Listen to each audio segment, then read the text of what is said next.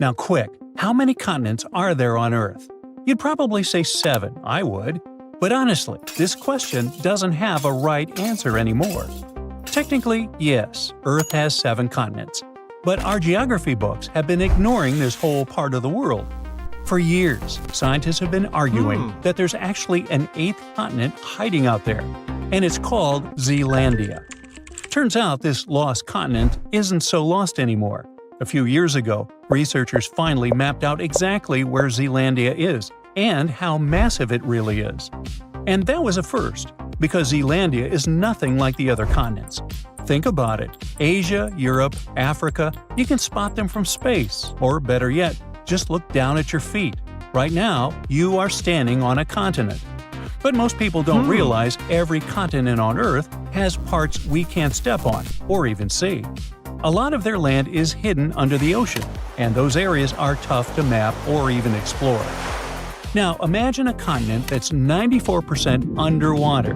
That'd be almost impossible to find, right? Well, that's Zealandia, a massive chunk of land located beneath the Pacific Ocean. And there's a reason for that. A long time ago, Zealandia was part of Gondwana, an ancient supercontinent that included South America, Africa, Antarctica, Australia, and parts of Asia. For millions of years, Gondwana held together until it started breaking apart about 200 million years ago. Its pieces slowly drifted in different directions, and one of them was Zealandia. At first, it was still connected to both Australia and Antarctica. But around 85 million years ago, Zealandia finally split off and began drifting on its own, becoming an isolated continent. Now, unlike Australia or Antarctica, Zealandia didn't stay on the surface for long. It sank. Today, only a small part of it sticks out above the ocean. That's mostly New Zealand, plus New Caledonia and a few smaller Pacific islands. The rest is hidden under the sea. But hold on, how did Zealandia sink in the first place? For years, most experts thought Zealandia broke away in a process called a strike-slip breakup. That's when continents split apart along huge strike-slip fault zones, places where tectonic plates slide past each other side by side. But something about that theory never quite added up. After years of research, scientists think they have finally cracked the mystery. Turns out Zealandia's crust, or the outer shell of the continent, had been stretched thin. Yep, that's right. Instead of sliding sideways, like they once thought, the land was actually stretching and breaking. It's just like pulling a piece of dough until it gets so thin it finally tears. That's basically what happened to Zealandia. The land stretched so much it eventually snapped, and that happened because the tectonic plates beneath Zealandia were pulling apart, thinning the crust until it finally broke. And when it did, it cracked big time. The cracks were big enough for ocean water to rush in through the gaps, creating what we now know as the Tasman Sea. A few million years later, even more stretching left Zealandia's crust thinner and weaker. Eventually, it gave way, and huge parts of it sank beneath the waves, sealing its fate as a lost continent. But it wasn't all that lost. Experts had actually suspected its existence for almost 400 years, and the big clue was its unusual thickness. You see, Earth's crust comes in 2 main kinds. We've got continental crust and oceanic crust. They're both part of the planet's outer shell of solid rock, but there are some big differences between them. The continental crust is kind of like a Chicago deep dish pizza. It's thicker. The oceanic crust, on the other hand, is more like a New York slice, thinner. Now let's drop both slices into a tank of water and see what happens. Okay, let's just say the deep dish is lighter, so it floats. That's why continents sit above the ocean. The New York slice is heavier, so it sinks to the bottom of the tank. And that's why oceanic crust ends up lower, forming the ocean floor. There's another key difference too. Continental crust is made of lots of different types of rock, while oceanic crust is mostly basalt, that dark volcanic rock we get from eruptions. Knowing this, scientists used advanced technology to investigate the South Pacific. And what they found was surprising. Areas once thought to be ordinary ocean floor were actually basalt-free and much thicker than ocean crust should be. So wait, could our sunken New York-style pizza actually be a Chicago deep dish? Well, yeah. Even though Zealandia's crust is still thinner than other continents, it's way thicker than real oceanic crust, which means it's not just a patchwork of ocean floor and continental scraps. It's all continental crust, just a drowned version of it. In February 2017, scientists made the big announcement. Listen, everyone, Earth has 8 continents. Ta-da! But back then, they had no idea what Zealandia really looked like. There wasn't a map or anything, and that's probably why so many people still don't know it exists. Even inside the scientific community, not everyone was thrilled about calling it the 8th continent. Some people believe that the strange land at the bottom of the ocean was just a bunch of submerged fragments or microcontinents. Now here's the thing though. Even before that big public announcement, an international team had already set sail on an expedition. They went near New Caledonia to collect seabed rock samples from North Zealandia, more precisely from Fairway Ridge in the Coral Sea. Fast forward 6 years, and those very samples unlocked a major discovery about Zealandia: its true size. The combination of rock dating methods, magnetic signatures, and tectonic mapping helped scientists define where Zealandia's boundaries lie. And they found that Zealandia has nearly 2 million square miles of landmass. To put that in perspective, that's about 20 times bigger than New Zealand. For many specialists, its size and completeness basically rule out the idea that Zealandia isn't a real continent. But why doesn't it feel official yet? I mean, we don't see it on maps, right? Well, that's because it's hard to get everyone to agree on calling it a continent. And the biggest reason people resist it so much might be pretty simple. It's just not convenient. You see, continents are generally identified by convention rather than by strict criteria. Depending on the perspective, people recognize 4, 5, 6, or 7 continents, because there's no such thing as a continent authority, and you are not going to see an international commission go on TV to name a new continent, or to make an official list of how many there are. Being almost entirely underwater doesn't help Zealandia's case. I mean, is it really fair to call it a continent like Asia or Africa? Some people argue that if Zealandia qualifies, then other smaller blocks of continental crust, like the Cocos Islands or other microcontinents, could also make the list. So, how many more continents would we have to add to the list? See why it's not very convenient? Maybe it's safer to call Zealandia a submerged or sunken continent. That's more accurate. Although, to be fair, the true definition of a sunken continent is still kind of fuzzy. But honestly, I wouldn't worry too much about the official definition of Zealandia. What really matters is that fully mapping it is already a big deal.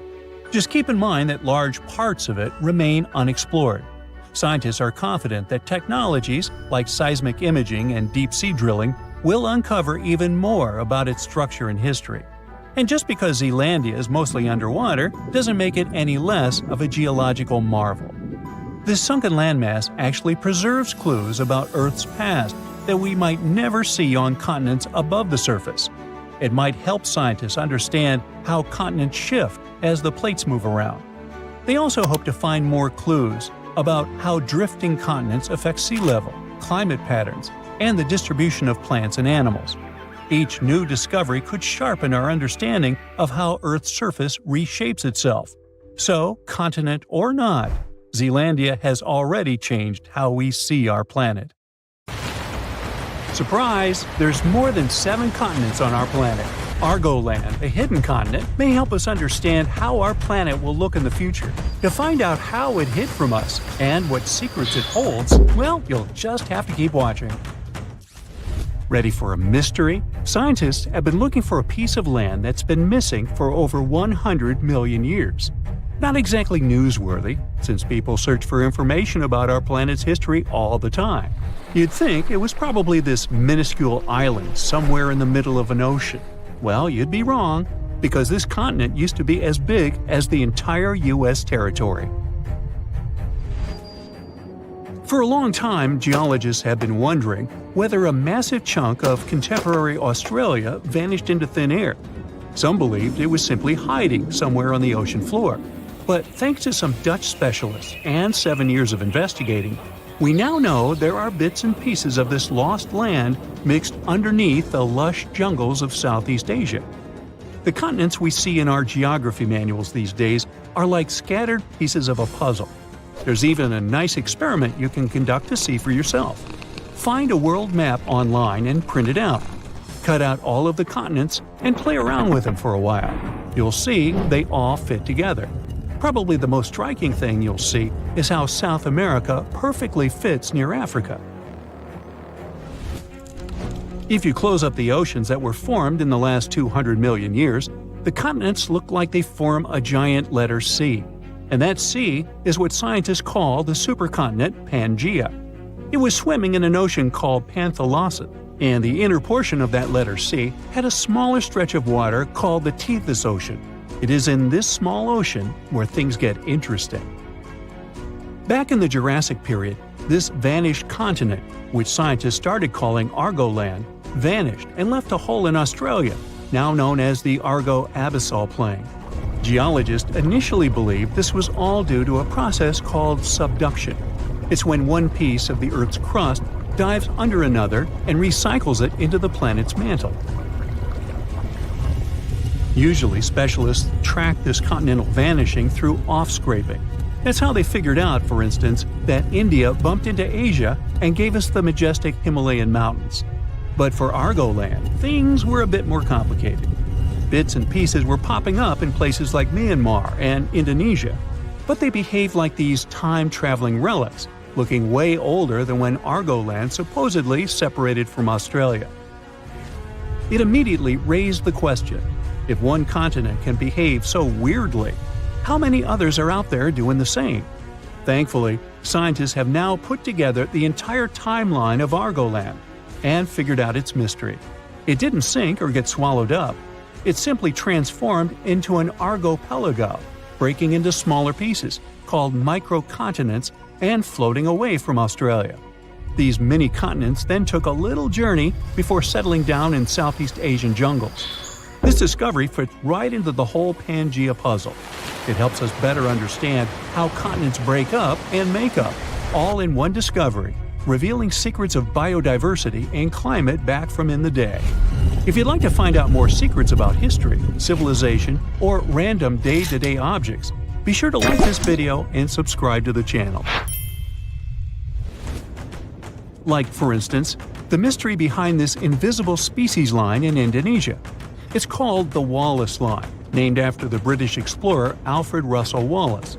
Over 150 years ago, Wallace was on a journey around the Malay archipelago, visiting thousands of islands. What he found was that animals on one side of this invisible line were considerably different from ones on the other side. This invisible line is like a wall between marsupials and tigers, for instance, or honey-eaters and trogons. But now we know that around 35 million years ago, Australia broke up with Antarctica and collided with Asia, and this continental love triangle triggered significant changes. It didn't just change the way the land looked, it also messed with the species of animals on each side of the Wallace Line.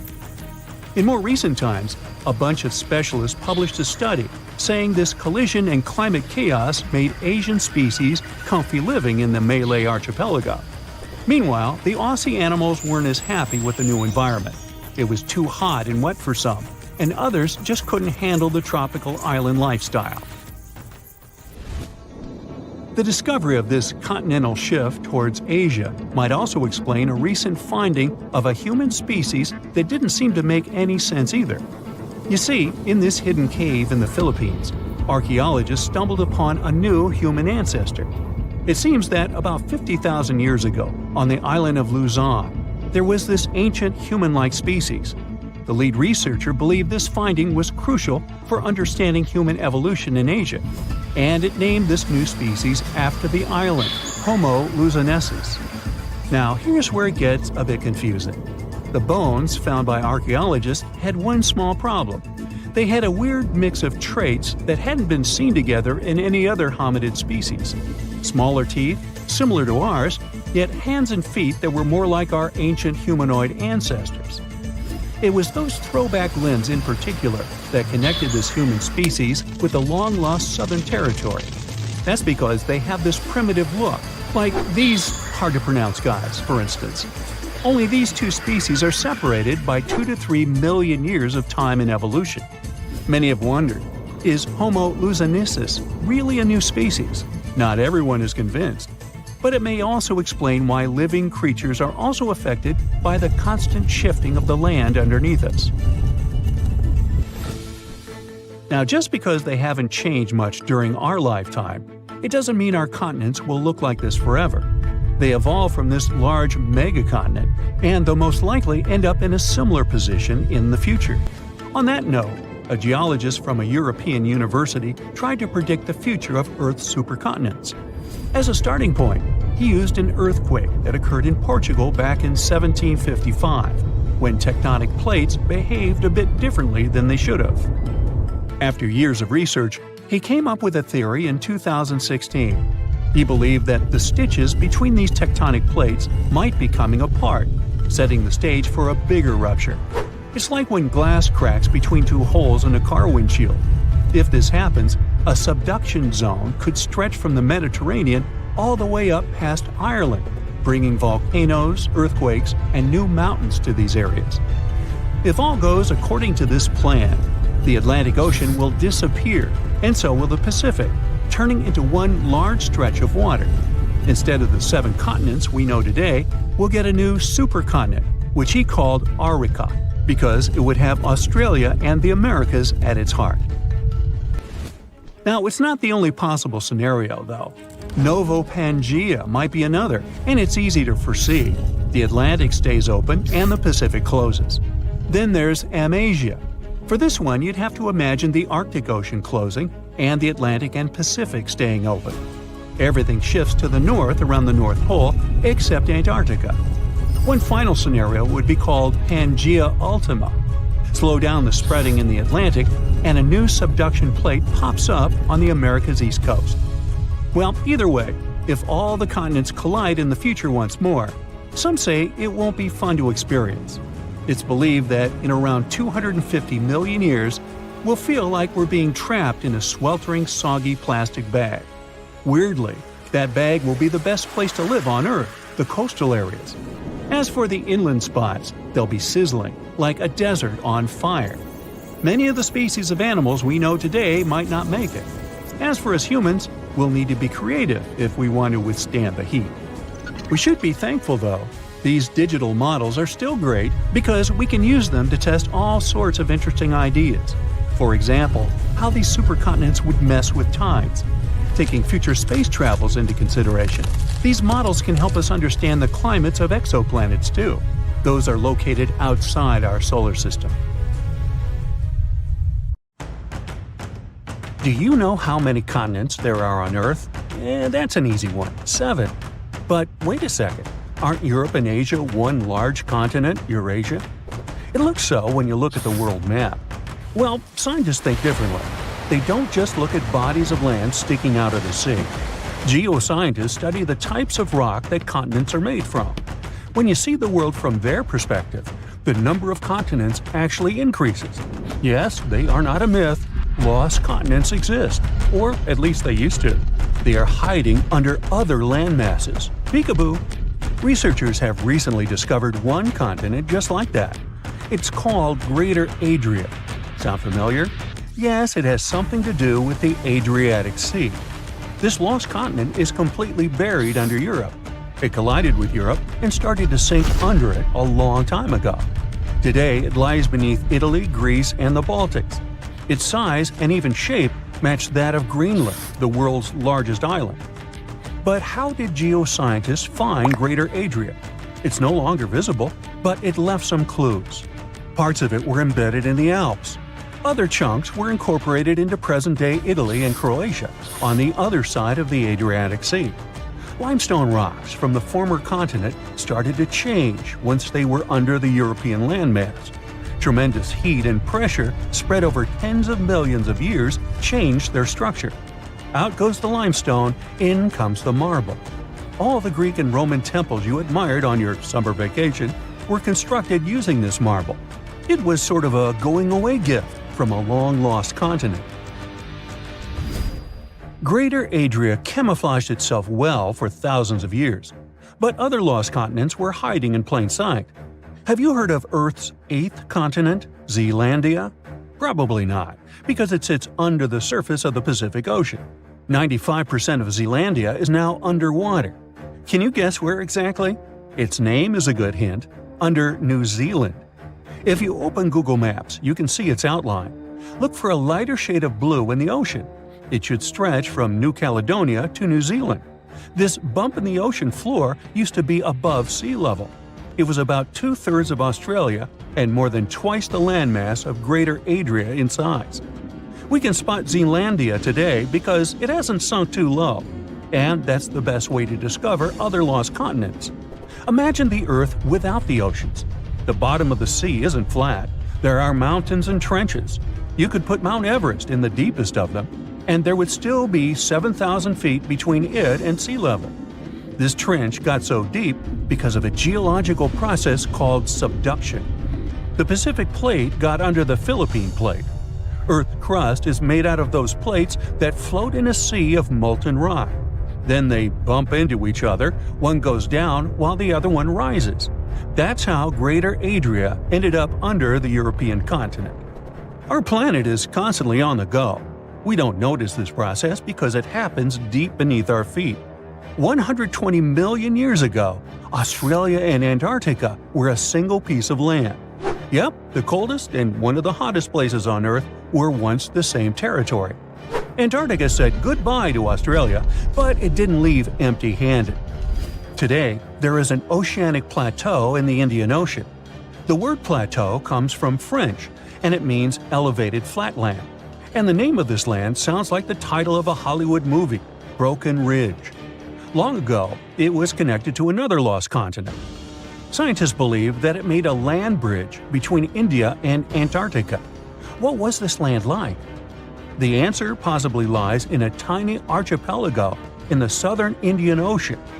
These islands are all that is left of an ancient landmass. They have a cold climate. The islands feature glaciers because they're so close to Antarctica. But in the past, the climate must have been temperate with plenty of rainfall. The animals and plants would have been similar to those that we find in tropical regions today. The lost continent's landscape probably resembled that of New Zealand. Now, while we're in the area, can you guess which continent the island state of Madagascar once belonged to? If you guessed Africa, sorry, you were wrong. Hey, don't feel bad. Look up and to the right of the map. The correct answer is India. Some 120 million years ago, I wasn't around then, India separated from the African continent and went northeast. Madagascar wasn't quick enough and ended up as an island off the southeast coast of Africa. But there is evidence of an even greater landmass, the lost continent of Mauritius. Scientists found traces of the ancient landmass under the island of Mauritius. Today, it's a tourist hotspot, but millions of years ago, it was a real hotspot, volcanoes and all. That's how scientists were able to retrace the steps of Mauritius. They found a mineral that exists in rocks which lava spews out after an eruption. The long-lost land once covered the area from Mauritius to the west coast of India. Imagine if that land existed today. It would form a great mix of Indian and African cultures. The local dishes would definitely be spicy. Now, speaking of spicy, have you had Indonesian food recently? Just 50,000 years ago, Southeast Asia looked much different. There was no Sumatra, Borneo, Java, or even Australia. Just Sunda and Sahul, two continental masses that were divided by a deep water trench. You had the extension of mainland Southeast Asia on one side and the Greater Australia on the other. Back then, Bali stood at the southernmost tip of Asia. Biologists were among the first scientists to notice the split. Species developed differently on Sunda and Sahul. That's why Australia has unique animals, such as the kangaroo, wombat, and platypus. And did you know that a giant kangaroo once roamed the island of New Guinea? That's because, up until the end of the last age, there was a land bridge to Australia. Today, the two islands are separated by the Torres Strait, but it's quite shallow, less than 65 feet. It's a reminder that this was once a single landmass called Sahul. Another ocean strait that isn't too deep separates Asia from North America. The Bering Strait sits today in the place of Beringia. This ancient landmass wasn't that big. It stretched 1,000 miles from north to south. That's just a third of the driving distance from Los Angeles to New York. Beringia was important for another reason. During the Ice Ages, it connected the whole world. Water levels were 300 feet lower than they are today. If they went even lower, you could walk from the Cape of Good Hope in Africa all the way to Cape Horn in South America. Talk about the ultimate backpacking route. Today, you can hop on an airplane and fly to pretty much any place on the globe. The world has never seemed smaller, has it? Well, it has. Some 300 to 200 million years ago, we were all one world, literally. Pangea was a supercontinent that included all of the continents.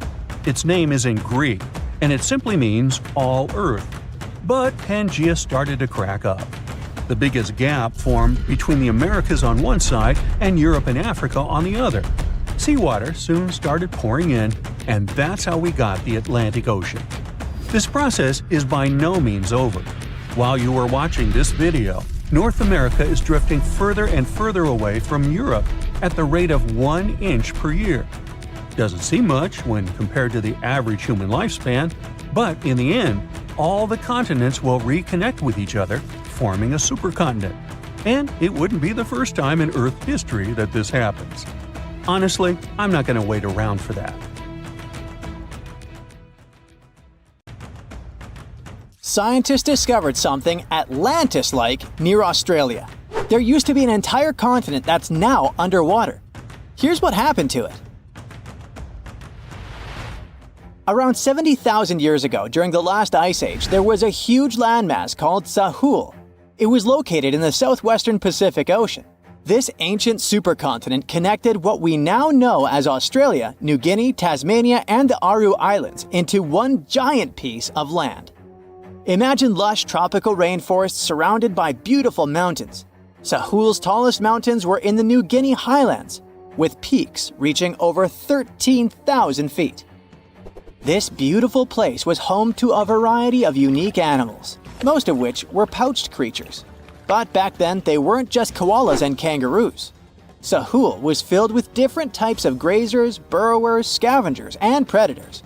It was home to a huge diprotodon, a powerful hunter Thiosolio, and a horrifying Megalania, a creature that's much larger than any living lizard today.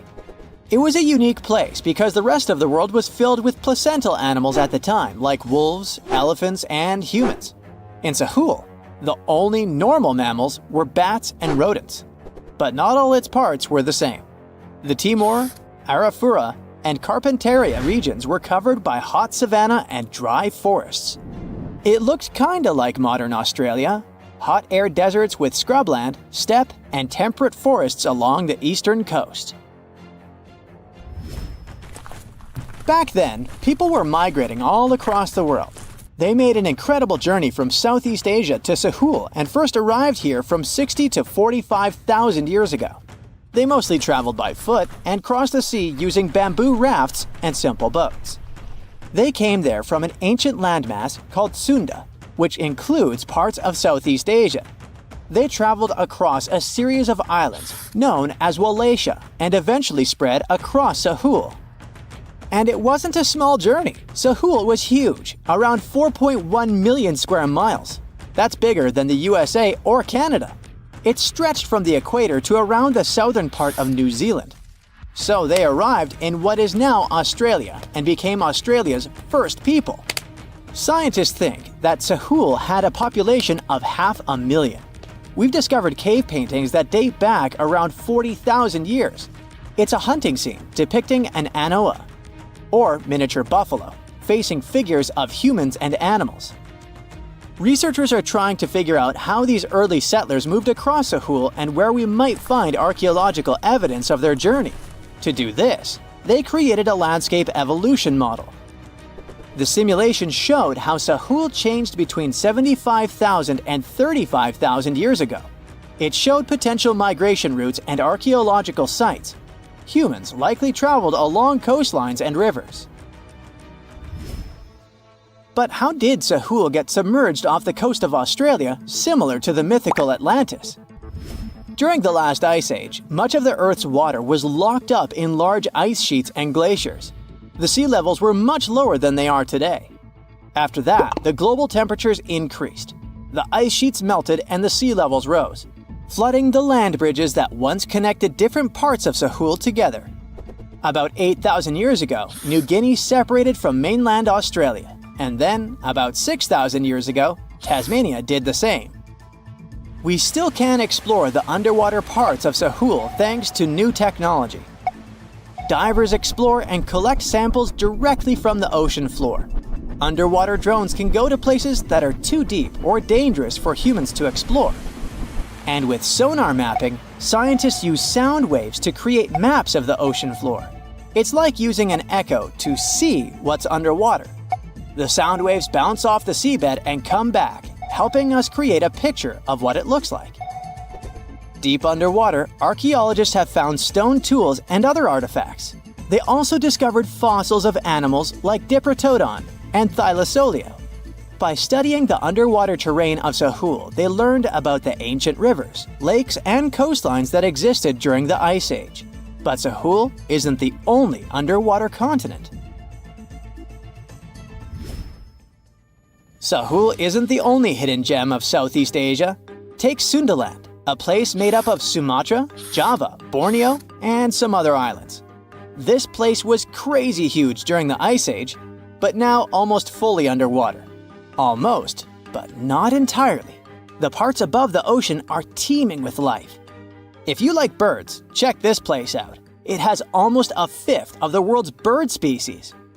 You can spot colorful birds like the Java hawk eagle and the Bali starling among the lush forests. It's also a home to a fourth of Earth's fish species. Sundaland's waters are a haven for marine life, even the most exotic animals like the Asian arowanas. It's also a treasure trove of flowers. That's where you can find Rafflesia and Titan arum, the world's largest flowers. This makes it very similar to Zealandia. Zealandia is a long, narrow piece of land about half the size of Australia. It broke from Antarctica about 100 million years ago. Just like Sundaland, it isn't fully underwater. 7% of it stayed above sea level. This sticking out little piece is what we now call New Zealand, along with Stewart Island and some smaller islands. These pieces of Zealandia are lush and warm. They're packed with volcanoes, mountain ranges, beautiful natural geysers, and hot springs. Local people, Maori, use these hot springs for cooking. People place corn, eggs, and vegetables in baskets and lower them directly in the hot springs. Sometimes they cook food in a pit oven using heated rocks. Another hidden world is known as Argoland. This mysterious landmass was once part of Australia, back when dinosaurs chilled around. It drove scientists crazy for decades. They knew it existed because it left a huge stretch on the ancient seafloor, the Argo Abyssal Plain. About 155 million years ago, it broke off from Australia, saying bye-bye. The continent drifted somewhere north, and when it reached Southeast Asia, it just vanished. Scientists had no idea where it went, but recently they finally found its remains. Turns out, poor Argoland's lower parts started drowning into the Sunda Trench, a horrifyingly deep oceanic pit. The Earth's crust sunk into the mantle. Meanwhile, the upper parts of Argoland were pushed upward, grabbing the younger rocks on land. Because of this, Argoland broke apart into a bunch of smaller pieces. These pieces formed parts of Borneo, Java, Sulawesi, and other regions. The remains are buried under Indonesia and Myanmar. Imagine a colossal landmass the size of Greenland, Greater Adria. Its journey began about 240 million years ago when it broke away from the supercontinent Gondwana. It started moving north, and after 100 million years of enjoying the warm seas, it suddenly crashed into Europe and shattered into pieces. Most of these pieces went deep into the Earth's mantle, but some were scraped off and became part of mountain ranges like the Alps. Today, the remnants of Greater Adria are scattered across more than 30 countries, from Spain to Iran. That's why they're hard to look for. Seychelles was also once part of Gondwana. Yep, these idyllic islands are sitting atop of the ancient continent. We know a lot about it because of its fascinating granite outcrops. 100 years ago, Alfred Wegener discovered continental drift, but no one believed him. These granite outcrops helped him prove that he's not crazy and that tectonic plates really are moving. The Seychelles broke off from India and Madagascar and eventually became a sad loner in the Indian Ocean. This probably happened because of some insanely active volcanoes in the Deccan Traps. But now the islands are home to unique species both on land and in the coral reefs nearby. Mauritia broke off from India after the dinosaur wiping. Along its journey, it stretched into a long ribbon-like shape and also broke into pieces. Now it's all scattered beneath the Indian Ocean. Scientists stumbled upon this lost land by studying tiny ancient crystals called zircons. These zircons are like time capsules. They date back an astonishing 660 million to 2 billion years. That's even older than Mauritius itself. These ancient crystals hinted that there's another Atlantis somewhere nearby. Turns out there are hidden continents all around the world, and maybe we'll discover more of them in the future. Now, at first glance, it seems like we're on a giant raft called a continent that's just floating around on some molten lava until it hits another continent. Okay, let's make a quick stop at high school science class. Our home planet is like a cake with different layers of ingredients stacked up on top of each other. The Earth's core, mantle, and crust. Hey, where's the frosting? The cake batter on top represents the crust of the Earth, made up of 3 types of tasty rock: igneous, sedimentary, and, say it with me, metamorphic. These rocks are formed in different ways, such as from solidified lava or from the deposits of particles and minerals. The crust is what we stand on, a home to our continents, oceans, and everything we see around us. Then you have the mantle, not the baseball player, the layer that lies right below the crust. Many people think that the mantle is just lava, but it's not quite like that. Just like how you mix different ingredients in the cake batter, the mantle is made up of different types of rocks that are constantly moving and shifting. And finally, we get to the sweetest part of the cake, the center, or in the case of Earth, the core. It has 2 parts, the outer and inner core. The outer core is made of molten rocks and metals that are incredibly hot. Ow! Even hotter than the surface of the sun. The inner core is solid, even though temperatures there are crazy. It doesn't turn into liquid because the pressure down there is amazingly strong. When you see all this, you can easily think that below us there are endless miles of lava and hot rocks. So, how come tectonic plates move at all? The continents don't float on a sea of molten rock. The oceanic and continental crusts really sit on a mantle. Sure, there's a layer of liquid rock in our planet, the outer core, around 1,800 miles below the surface, but it's separated from the surface by the mantle that's thick and solid. So, the Earth's tectonic plates move around because they're on a thick layer of solid rock, the upper mantle. Basically, this rock is under incredible pressure and heat, which makes it flow in slow motion over time. Think of it like honey or syrup that you pour over your cake layers. As you move the cake around, the honey or syrup will also move and flow. Similarly, the upper mantle can flow and drag the parts above it along, just way slower than honey. And the rock is both breakable and flexible. It can crack and break like a cookie, now I'm getting hungry, but it can also stretch and bend like a piece of taffy. When the plates get caught on each other, they can't move anymore. But when they break free, they start drifting again, like puzzle pieces shifting around until they find their perfect fit. Extremely high temperatures and pressure are the reason this flow happens. It's like a big pot of soup on the stove. As the soup heats up, it starts to move around, carrying heat from one spot to another. Is it lunchtime? And speaking of lunch, lava, it's not just molten rocks that travel all the way up from the outer core to volcanoes.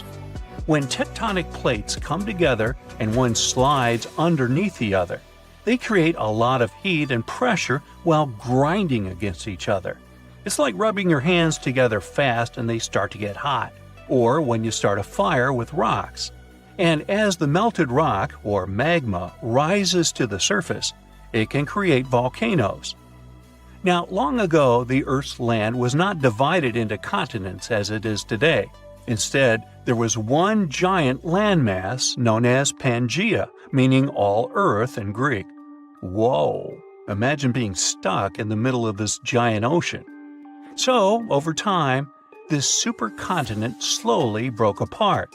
Its parts drifted away from each other and formed the separate lands we call continents. This idea first popped out in the 16th century when one cartographer realized the coastlines of Africa, America, and Europe appear like they could fit together like puzzle pieces. Later, researchers realized the rock composition of their coastlines was similar, which means they used to be part of one giant mass, and they call that the theory of continental drift. At first, people were pretty skeptical about that idea because they didn't know how such massive lands could move around. Now, we'd all be able to explain that part, right? So, the Earth's crust is divided into a couple of large plates and many smaller ones. All of them are still moving, even though it's in slow motion. We can't sense it, and we won't see any particular changes during our lifetime. It's a process that lasts hundreds of millions of years. As the plates move, they interact with one another in fascinating ways. For example, when two plates collide, one may be forced beneath the other, which would help create a subduction zone. Over time, this is the way you get many cool things like volcanic islands, trenches, and even entire mountain ranges. Plates apparently started moving around 3.5 billion years ago. It took them a while to group into the first jigsaw supercontinent we know about called Ur. Today, its remains make up parts of Madagascar, India, and Australia. Pangea formed 335 million years ago, but it probably won't be the last continent that will form. So, some new generations in the distant future could live on something called the next Pangea. When the oceanic crust of the Atlantic Ocean slowly takes its place under the continental crust, the oceanic basin of the Atlantic is going to close, which is why the continents will end up pulled together. This means the Americas will meet Africa, and Eurasia will be flipped on its side. So people might live on a giant landmass in the shape of a ring, clustered around the inner sea, or at least what's left of it. Or maybe continents will take another direction and make up a different jigsaw puzzle called Amasia. In this scenario, the Americans will drift westward, fuse with Australia, and pivot to around Siberia. And then there's more. Novo-Pangea is the option where the Americas swing together to embrace Antarctica and Australia, and Africa legs off to the northwest. Basically, all continents here get together to form a giant landmass that stretches from one pole to the other. Ready for one more? Nah, come on. A recent projection called Eureka gives an idea similar to Novo-Pangea. It's just that all continents here unite to become one gigantic land that clusters around the equator. Maybe this would be my favorite one to live at, with the sunny weather and the beach all the time. And who knows what kind of magnificent trenches, mountains, islands, and other geological beauties we'd get with this giant supercontinent. Pangea broke up about 175 million years ago. As the Atlantic and Indian Oceans began to widen towards the east, the Ring of Fire was formed. It's a path that goes along the Pacific Ocean with so many frequent earthquakes and active volcanoes. This way, Eurasia was unable to cross this border and continue moving westward. And now Eurasia could move laterally along the Ring of Fire. The subduction zones kind of act like a barrier, that forces the tectonic plates to move in different directions. So Eurasia could eventually collide with the Americas and form something similar to Amasia. It would be cool to sit there, grab the popcorn, and watch it from the side. But this is something that won't happen for the next 50 million years at least. I'm willing to bet I probably won't be here to see it. Different theories talk about different positions where this new supercontinent might end up one day. But it seems it will probably be somewhere in the polar area, centered on what we today recognize as the Arctic Ocean. Not my cup of tea. Bring me back the sunny one. Wait, scratch that. Let's go eat. I guess it's no surprise that it's not that easy to just hop on a plane and literally fly to the South Pole, aka Antarctica. Sure, there are airports down there, but they're not really set up for commercial flights. So most people go to Punta Arenas International Airport in southern Patagonia, Chile, and then take a boat if they want to see some penguins. But not only is it hard to fly there, it's even harder to fly over there. When you're cruising at 30,000 feet, you probably don't think much about what's happening below. But it's pretty unusual for flights to go directly over the South Pole, and planes flying across Antarctica are quite rare too. Technically, it is possible. I've already mentioned that there are airports there. But even so, the infrastructure down there is still super limited. There simply aren't enough airports or refueling stations to support regular commercial flights, making it tricky to operate in such a remote area. Plus, there are only a handful of specialized cargo and transport flights that go in and out, and they exist to cater to those few folks who actually live in Antarctica. Then there's the weather that drives up the costs. The simplest example is that the pilots there need special training, which costs money, which is all because of the weather. Another hurdle is something called ETOPS. These rules dictate how far twin-engine planes can fly from an airport. Since there are so few airports in Antarctica, it's tough for pilots to stick to these regulations. Historically, ETOPS made it next to impossible to fly close to or over the South Pole, while flights over land have plenty of airports to choose from. Antarctica is a whole different ballgame. These days, some aircraft can fly up to 330 minutes, or, in rare cases, even 370 minutes from an airport. But even with those extended limits, certain parts of the airspace above Antarctica are still off-limits. Still, in the grand scheme of things, that might not be a huge deal. The most curious of you must have Googled that already and found out that there really are Antarctic airways. Please do not judge fast, and don't say I wasn't right saying how hard it was to fly to the South Pole. Let me break it down for you. Antarctic Airways advertise as the world's most exclusive transcontinental flight, but don't think you can just waltz in and book a ticket anytime. For starters, Antarctic Airways mostly operates flights to King George Island from December to March, so it's not all year round. But there are many more reasons why these flights are unique. If you dig into their website, you'll find you've got two choices: a full day in Antarctica or an overnight adventure. Prices kick off at $5,500 for a day trip and go up to $6,500 for an overnight stay. And if you're considering a private charter, get ready to shell out a pretty penny. It's rumored to start at around $125,000. Sure, that's a steep price compared to your average cruise ship crossing the Drake Passage, but here's the thing. It's about 20 times faster. A cruise ship takes 2 days from Chile, while Antarctic Airways gets you there in just 2 hours. Air travel to Antarctica is pretty limited, likely due to the high costs, limited seating, and the logistical challenges that come with flying to such a remote location. Plus, flights can often be delayed because of bad weather. Most travelers opt for a quick day trip or an overnight stay on King George Island, usually aboard smaller Beechcraft King Air 300 aircraft. The experience typically includes a stroll to a research station and a boat ride to see nearby penguin colonies, but that's just scratching the surface of what Antarctica has to offer. But once you're aboard Antarctic Airways, you'll see it's just like a regular flight on a smaller plane. You'll be served meals that have received some pretty good reviews. There are even photos floating around online showcasing the food, and honestly, it looks awesome. Those who've experienced it say it's luxurious yet unpretentious.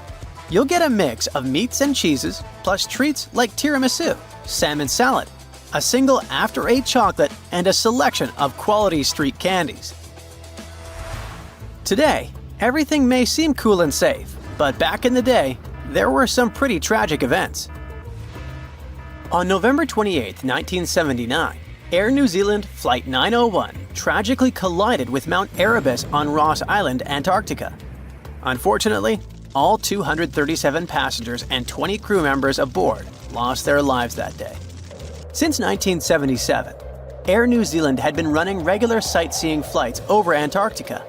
This particular flight took off from Auckland Airport in the morning, with plans to spend several hours exploring the stunning Antarctic landscape before heading back to Auckland via Christchurch that evening. Initially, the inquiry into the incident pointed the finger at pilot error. However, growing public concern led to the establishment of a Royal Commission of Inquiry for a deeper investigation. The commission found that the crash had been primarily due to a change in the flight path coordinates made the night before, which the flight crew hadn't been informed about. As a result, instead of being guided by the computer down McMurdo Sound, as they were led to believe, the aircraft was mistakenly redirected toward Mount Erebus. In a way, this flight looks like modern one-day Antarctic tours. Flight 901 was marketed as a unique sightseeing adventure, complete with a knowledgeable Antarctic guide who highlighted various scenic spots and landmarks through the plane's public address system, while passengers enjoyed a low-altitude tour of McMurdo Sound. These flights operated as day trips, taking off from New Zealand and returning on the same day. The plane departed from Auckland International Airport at 8 a.m., aiming to land in Antarctica, with a scheduled return to Christchurch International Airport by 7 p.m. The total journey covered about 5,360 miles, including a 45-minute stop in Christchurch for refueling and crew changes before completing the final 464 miles back to Auckland, arriving at 9 p.m. Back in November 1979, tickets for these flights were priced at $359 per person, which is over $2,150 in today's money. Anyway, this tragedy isn't the reason why planes don't fly over the South Pole. The real culprits are weather, ETOPS regulations, and of course, penguins. Yep, those cool, friendly little creatures. Friendly, at least according to researchers. With no natural predators on land, all of them are in the water. They're not really afraid of people and actually seem to enjoy our company. The South Pole is completely uninhabited and packed with penguins, making it pretty tricky to build anything down there. By the way, the North Pole actually allows planes to fly over it. Not too long ago, there were direct flights from Copenhagen to both LA and Tokyo, operated by SAS, and they cruised right over the North Pole. Other airlines joined in too. For example, Emirates ran a flight from Dubai to LA that took the same route. The difference in air traffic between the two poles mainly comes down to where people live and how much land there is. Roughly 88 to 90% of the world's population hangs out in the Northern Hemisphere, while only about 10 to 12% call the Southern Hemisphere home. Most folks in the South are clustered around the equator in places like Indonesia, Central Africa, and Brazil. When it comes to flights heading to the South Pole, options are pretty limited. You mainly have routes connecting New Zealand and Australia, parts of southern South America, and a few spots in southern Africa, especially South Africa. There aren't really any direct flights over the South Pole, though some flights can get close to Antarctica. One possible route could connect Auckland, New Zealand to Cape Town, South Africa, but there aren't any scheduled flights for that right now. The few flights that came close to Antarctica are operated by Qantas and LATAM Airlines, linking Australia with Buenos Aires and Santiago de Chile. In 2021, Qantas took a long detour over parts of Antarctica on a flight from Buenos Aires to Darwin, and in July 2023, they adjusted a route closer to the continent to dodge some fierce headwinds on a trip from Santiago to Sydney. So it turns out that you can't drive between South America and North America, and there's a simple reason for that. There are no roads connecting the two continents, not even a rudimentary one. Technically, you could try your luck crossing on foot, but let me tell you, that would be a huge mistake. The region that connects the two continents is called the Darien Gap. It stretches across southern Panama's Darien province and the northern part of Colombia. The only land route there is a 60-mile jungle trek. Crossing it can take anywhere from 3 to 10 days. It depends on weather conditions, how much you're carrying, and, honestly, just pure luck. Chance plays a big role here, because this isn't some chill, relaxing nature walk. It's a harsh, extreme environment, known for being completely isolated and one of the most dangerous places on Earth. Still, people seem to forget that and go there anyway. Every year, the number of people crossing just keeps growing. In 2014, fewer than 10,000 people crossed the gap.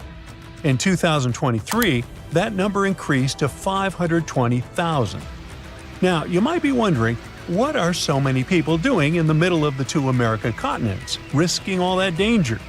Well, that's because the Darien Gap has become a route for refugees migrating to North America. But to get there, they face all kinds of dangers, from insect bites and infections to serious fractures. We're talking about a no-man's land. Since there are no police stations, immigrants must also watch out for thieves. Along the way, they have no choice but to rely on and support each other. Most people start the crossing with at least a tent or tarp, rain boots, water, and some food. But these things get heavy fast, and people normally can't carry enough supplies for the entire journey. At some point, people start drinking river water to avoid dehydration. But the water's full of bacteria and dirt, so it causes intestinal issues. And if things get serious, there's no medical help there. To make this whole scenario even worse, the temperatures are brutal, often hitting over 95 degrees Fahrenheit. Now, a small subset of people who venture through the Darien Gap are hardcore adventurers and travelers looking for a survival experience in the jungle. But this region is no place for a relaxing vacation. A group of tourists who went there in 2023 ended up getting jungle rot, a fungus that affects the feet. The situation got so bad that a woman had to be carried out by the group on the last day because she couldn't walk. No matter how prepared people are for the Darien Gap, in the end, survival mostly comes down to luck. Out there, travelers won't find cities with solid infrastructure where they can crash at a hotel and gear up for the next day. In some spots, they might stumble across basic camps right in the jungle. These camps might offer wooden platforms for tents, bucket showers, toilets, and even plates of chicken and rice. But it all comes at a price. Wi-Fi, for example, might cost $2 an hour, and that seems like a pretty good deal, considering there's no cell phone service on the trail. They pretty much lose all contact with the outside world. Now picture a dense rainforest with steep, muddy terrain. The hiking trail is littered with boulders and tangled with vines, like nature's own tripwires. It climbs sharply over a mountain, becoming a serious challenge even for someone in good physical shape. The area also gets constant heavy rainfall, which can lead to landslides, flash flooding, and extremely muddy conditions. The situation gets so intense that even the t-shirts and faces of those who make the crossing end up covered in mud. They'll also have to cross a lot of fast-moving rivers. A Venezuelan dad who recently went through the area with his 2 kids said their sneakers ripped apart on the very first day. That's how powerful the rivers can be. And they're deep, too. Sometimes the water reaches all the way up to their shoulders. But the dangers in that area aren't recent. For centuries, the Darien Gap was thought to be impossible to cross. The first Europeans who ventured into Latin America saw it as kind of a jungle training school. They totally knew about its dangers, but still, many adventurers tried to make the crossing in the years that followed. In 1854, for example, an expedition disappeared for 49 days in the jungle, battling starvation and exhaustion. Then again, in 1870, A group of 100 men set out to cross it. Even though they were well prepared and carried cutting-edge equipment for the time, they still suffered tremendously during the journey. They had to rely on incredible resilience to survive the challenge. Over the years, people who ventured in often ended up passing away from hunger, thirst, and even drowning in rivers. They also faced the risk of being attacked by dangerous animals like jaguars, white-lipped pecaries, and the fer-de-lance, a fast, irritable snake that is one of the most venomous out there.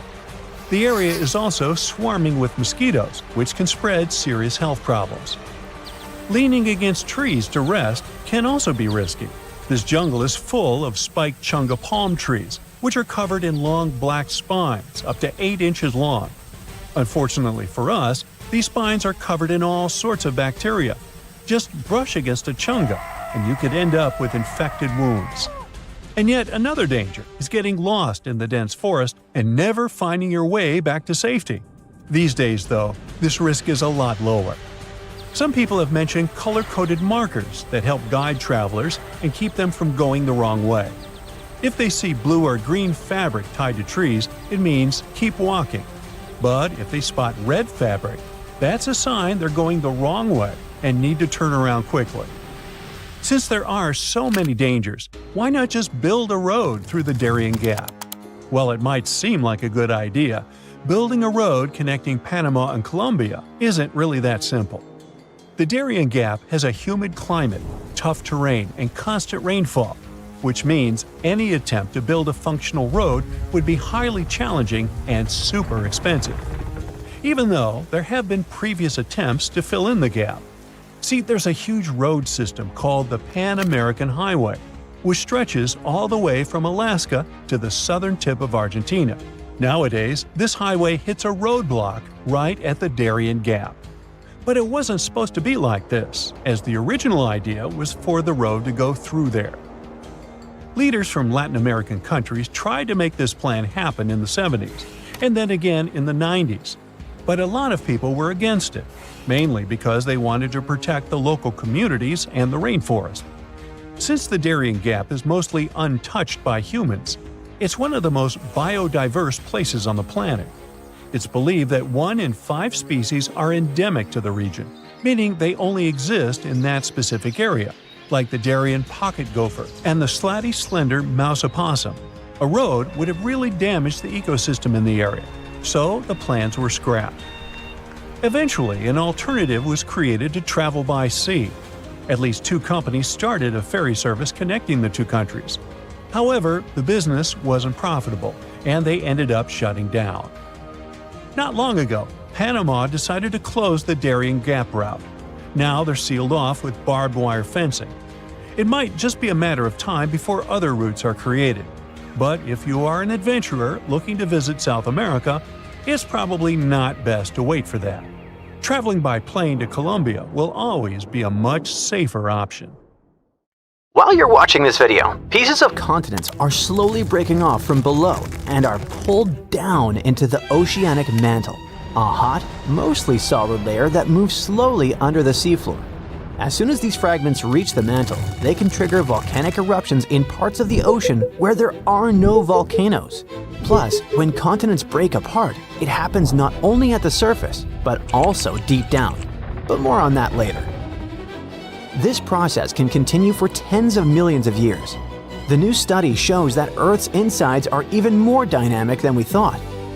It also explains why many volcanic islands, including Christmas Island in the Northeast Indian Ocean, contain unusually high levels of certain chemical elements.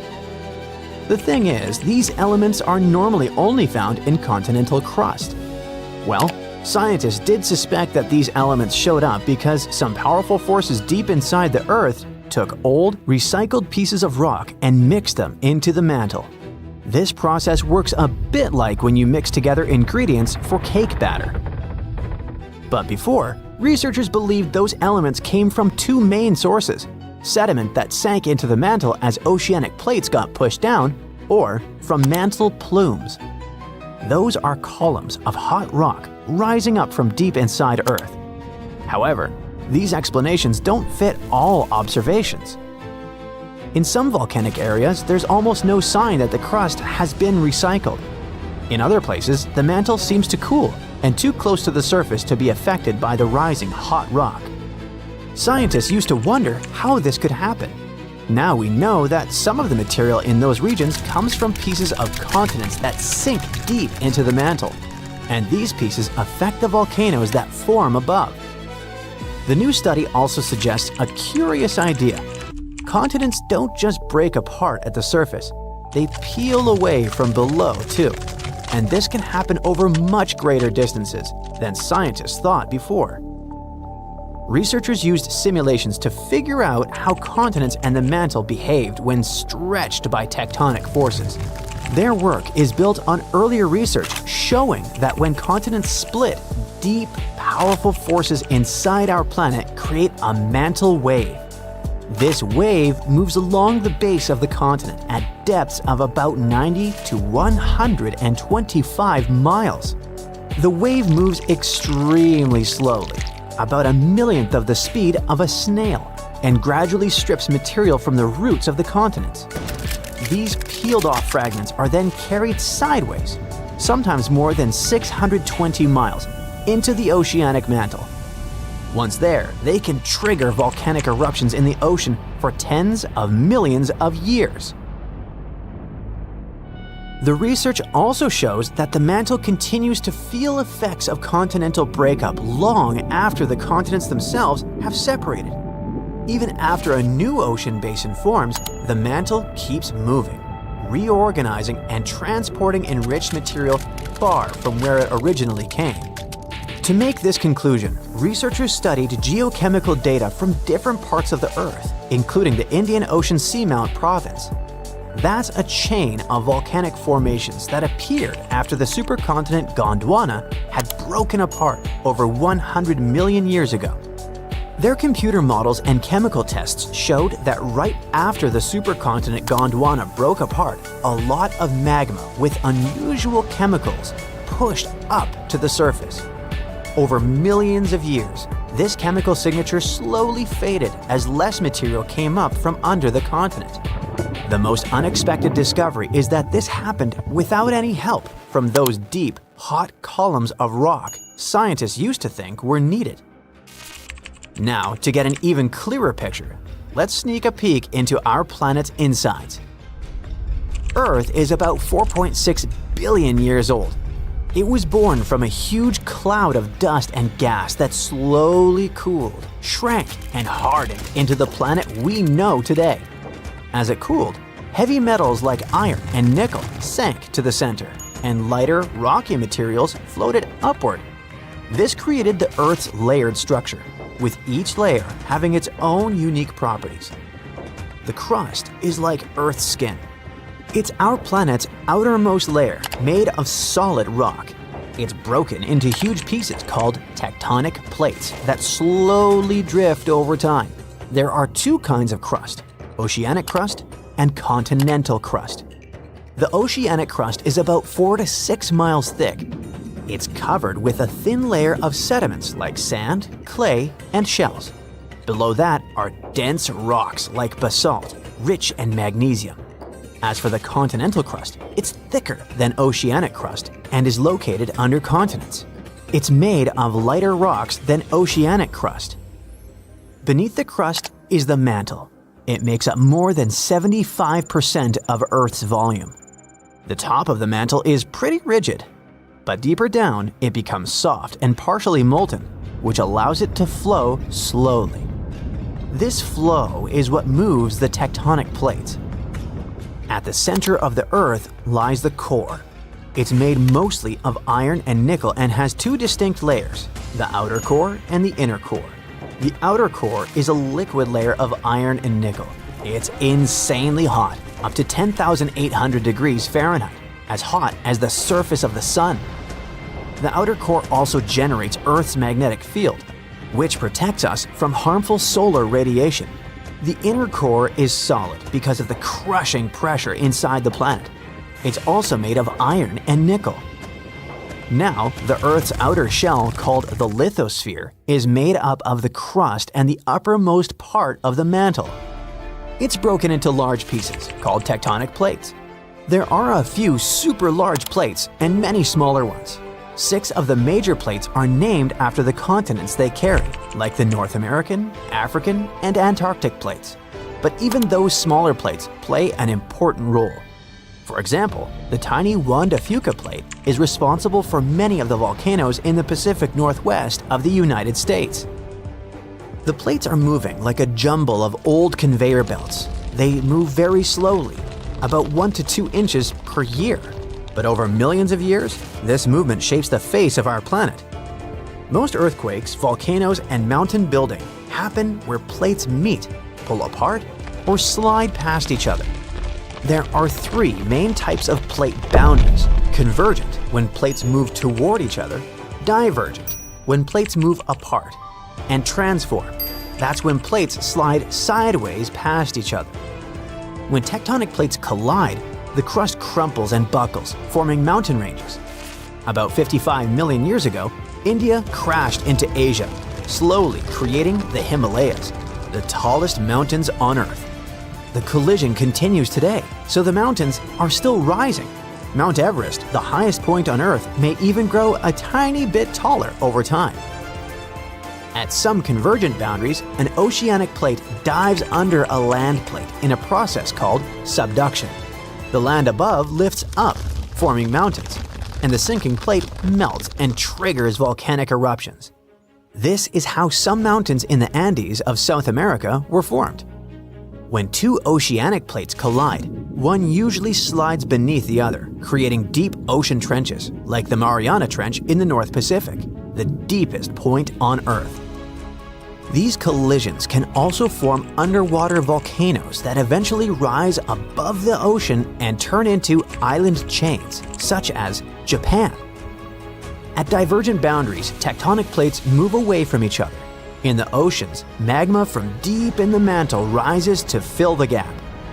This creates underwater mountains and volcanoes along the seam. This process renews the ocean floor and slowly widens the ocean basins. By the way, a single mid-ocean ridge system connects all the world's oceans, making it the longest mountain range on Earth. On land, when plates pull apart, they form giant valleys, such as the Great Rift Valley in Africa. If this stretching continues over millions of years, East Africa could split off to become a new landmass. One famous example of transform boundaries is the San Andreas Fault in California. Unlike convergent or divergent boundaries, transform boundaries usually don't create mountains or oceans, but the grinding motion can cause powerful earthquakes, such as the 1906 earthquake that destroyed much of San Francisco. Scientists discovered something Atlantis-like near Australia. There used to be an entire continent that's now underwater. Here's what happened to it. Around 70,000 years ago, during the last ice age, there was a huge landmass called Sahul. It was located in the southwestern Pacific Ocean. This ancient supercontinent connected what we now know as Australia, New Guinea, Tasmania, and the Aru Islands into one giant piece of land. Imagine lush tropical rainforests surrounded by beautiful mountains. Sahul's tallest mountains were in the New Guinea highlands, with peaks reaching over 13,000 feet. This beautiful place was home to a variety of unique animals, most of which were pouched creatures. But back then, they weren't just koalas and kangaroos. Sahul was filled with different types of grazers, burrowers, scavengers, and predators. It was home to a huge diprotodon, a powerful hunter Thiosolio, and a horrifying Megalania, a creature that's much larger than any living lizard today. It was a unique place because the rest of the world was filled with placental animals at the time, like wolves, elephants, and humans. In Sahul, the only normal mammals were bats and rodents. But not all its parts were the same. The Timor, Arafura, and Carpentaria regions were covered by hot savanna and dry forests. It looked kinda like modern Australia, hot air deserts with scrubland, steppe, and temperate forests along the eastern coast. Back then, people were migrating all across the world. They made an incredible journey from Southeast Asia to Sahul and first arrived here from 60 to 45,000 years ago. They mostly traveled by foot and crossed the sea using bamboo rafts and simple boats. They came there from an ancient landmass called Sunda, which includes parts of Southeast Asia. They traveled across a series of islands known as Wallacea and eventually spread across Sahul. And it wasn't a small journey. Sahul was huge, around 4.1 million square miles. That's bigger than the USA or Canada. It stretched from the equator to around the southern part of New Zealand. So they arrived in what is now Australia and became Australia's first people. Scientists think that Sahul had a population of 500,000. We've discovered cave paintings that date back around 40,000 years. It's a hunting scene depicting an anoa, or miniature buffalo, facing figures of humans and animals. Researchers are trying to figure out how these early settlers moved across Sahul and where we might find archaeological evidence of their journey. To do this, they created a landscape evolution model. The simulation showed how Sahul changed between 75,000 and 35,000 years ago. It showed potential migration routes and archaeological sites. Humans likely traveled along coastlines and rivers. But how did Sahul get submerged off the coast of Australia, similar to the mythical Atlantis? During the last ice age, much of the Earth's water was locked up in large ice sheets and glaciers. The sea levels were much lower than they are today. After that, the global temperatures increased. The ice sheets melted and the sea levels rose, flooding the land bridges that once connected different parts of Sahul together. About 8,000 years ago, New Guinea separated from mainland Australia, and then, about 6,000 years ago, Tasmania did the same. We still can explore the underwater parts of Sahul thanks to new technology. Divers explore and collect samples directly from the ocean floor. Underwater drones can go to places that are too deep or dangerous for humans to explore. And with sonar mapping, scientists use sound waves to create maps of the ocean floor. It's like using an echo to see what's underwater. The sound waves bounce off the seabed and come back, helping us create a picture of what it looks like. Deep underwater, archaeologists have found stone tools and other artifacts. They also discovered fossils of animals like Diprotodon and Thylacoleo. By studying the underwater terrain of Sahul, they learned about the ancient rivers, lakes, and coastlines that existed during the Ice Age. But Sahul isn't the only underwater continent. Sahul isn't the only hidden gem of Southeast Asia. Take Sundaland, a place made up of Sumatra, Java, Borneo, and some other islands. This place was crazy huge during the Ice Age, but now almost fully underwater. Almost, but not entirely. The parts above the ocean are teeming with life. If you like birds, check this place out. It has almost a fifth of the world's bird species. You can spot colorful birds like the Java hawk eagle and the Bali starling among the lush forests. It's also a home to a fourth of Earth's fish species. Sundaland's waters are a haven for marine life, even the most exotic animals like the Asian arowanas. It's also a treasure trove of flowers. That's where you can find Rafflesia and Titan arum, the world's largest flowers. This makes it very similar to Zealandia. Zealandia is a long, narrow piece of land about half the size of Australia. It broke from Antarctica about 100 million years ago. Just like Sundaland, it isn't fully underwater. 7% of it stayed above sea level. This sticking out little piece is what we now call New Zealand, along with Stewart Island and some smaller islands. These pieces of Zealandia are lush and warm. They're packed with volcanoes, mountain ranges, beautiful natural geysers, and hot springs. Local people, Maori, use these hot springs for cooking. People place corn, eggs, and vegetables in baskets and lower them directly in the hot springs. Sometimes they cook food in a pit oven using heated rocks. Another hidden world is known as Argoland. This mysterious landmass was once part of Australia, back when dinosaurs chilled around. It drove scientists crazy for decades. They knew it existed because it left a huge stretch on the ancient seafloor, the Argo-Abyssal Plain. About 155 million years ago, it broke off from Australia, saying bye-bye. The continent drifted somewhere north, and when it reached Southeast Asia, it just vanished. Scientists had no idea where it went, but recently they finally found its remains. Turns out, poor Argoland's lower parts started drowning into the Sunda Trench, a horrifyingly deep oceanic pit. The Earth's crust sunk into the mantle. Meanwhile, the upper parts of Argoland were pushed upward, grabbing the younger rocks on land. Because of this, Argoland broke apart into a bunch of smaller pieces. These pieces formed parts of Borneo, Java, Sulawesi, and other regions. The remains are buried under Indonesia and Myanmar. Imagine a colossal landmass the size of Greenland, Greater Adria. Its journey began about 240 million years ago when it broke away from the supercontinent Gondwana. It started moving north, and after 100 million years of enjoying the warm seas, it suddenly crashed into Europe and shattered into pieces. Most of these pieces went deep into the Earth's mantle, but some were scraped off and became part of mountain ranges like the Alps. Today, the remnants of Greater Adria are scattered across more than 30 countries, from Spain to Iran. That's why they're hard to look for. Seychelles was also once part of Gondwana.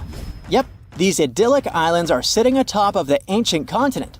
We know a lot about it because of its fascinating granite outcrops. 100 years ago, Alfred Wegener discovered continental drift, but no one believed him. These granite outcrops helped him prove that he's not crazy and that tectonic plates really are moving.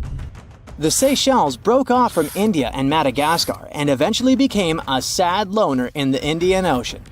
This probably happened because of some insanely active volcanoes in the Deccan Traps. But now the islands are home to unique species both on land and in the coral reefs nearby. Mauritius broke off from India after the dinosaur wiping. Along its journey, it stretched into a long ribbon-like shape and also broke into pieces. Now it's all scattered beneath the Indian Ocean. Scientists stumbled upon this lost land by studying tiny ancient crystals called zircons. These zircons are like time capsules. They date back an astonishing 660 million to 2 billion years. That's even older than Mauritius itself. These ancient crystals hinted that there's another Atlantis somewhere nearby. Turns out there are hidden continents all around the world, and maybe we'll discover more of them in the future. This invisible line divides the world into two parts, and most animals, fish, and birds, for some reason, can't cross it. The line is called the Wallace Line, and it runs between Australia and Asia. It has its name after Alfred Russel Wallace, a British scientist and explorer who discovered it in 1859. He traveled to Asia to explore a group of islands called the Malay Archipelago.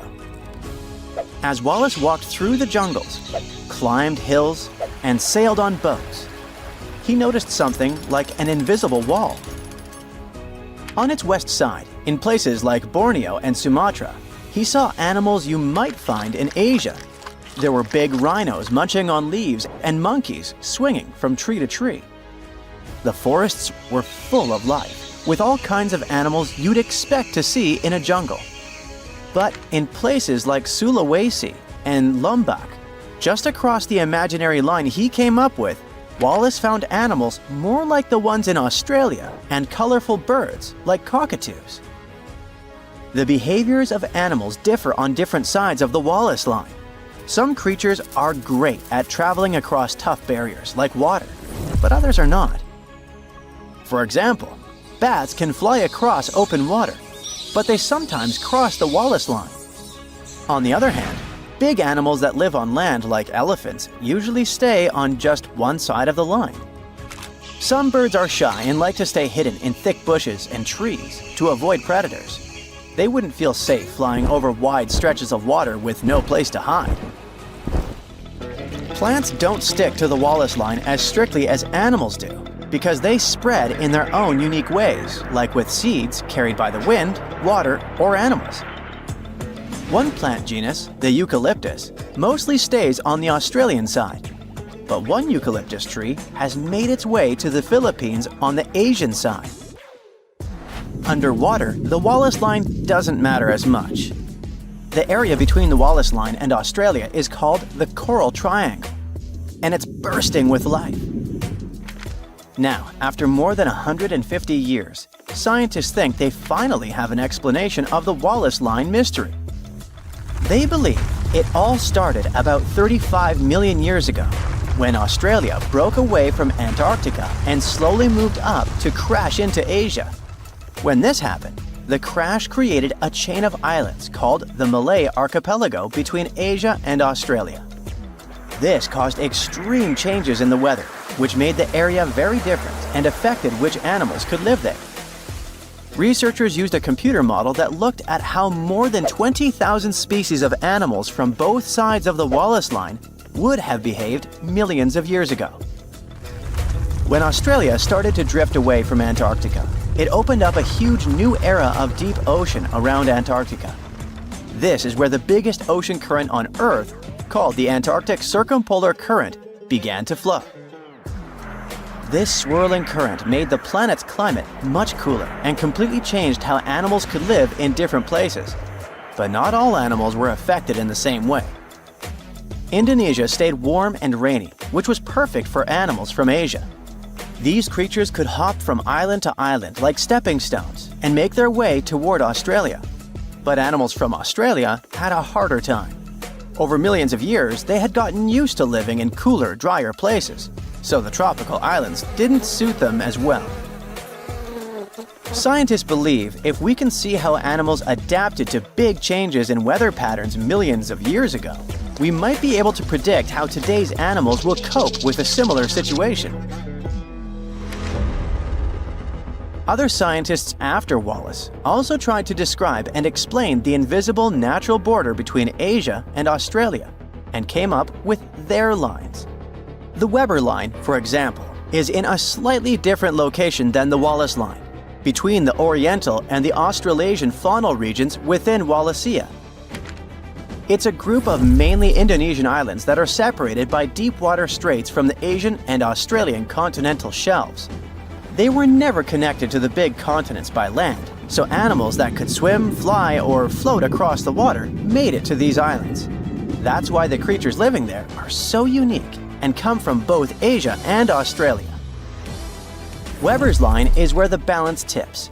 If you go one way, most of the animals are from Asia. If you go the other way, most of the animals are from Australia. Another important migration event in the history of our planet happened in the Americas. Around 30 million years ago, South America became a separate landmass as tectonic plates moved and pulled it away from Antarctica and Africa. Once it was on its own, the animals living there started to evolve in unique ways and turned into creatures you couldn't find anywhere else in the world. There were animals we still see today, like opossums, giant rodents like capybaras and chinchillas, armadillos, anteaters, and sloths. Some of the animals from those times are now extinct. There were giant ground sloths, bigger than cars, roaming around. There were glyptodonts, which were like giant armadillos with super tough, bony shells. There were also huge, scary birds that couldn't fly, but could chase down their prey. Up in North America, animals could still travel to other parts of the world through the Bering Strait. So North America was full of different animals like deer, bison, horses, camels, and even mammoths and mastodons. They all lived alongside predators like big cats, wolves, and bears. About 3 million years ago, the continents of North and South America got connected by a strip of land called the Isthmus of Panama. It formed because the tectonic plates shifted again. Some major volcanic activity between 25 million years ago also contributed to the process.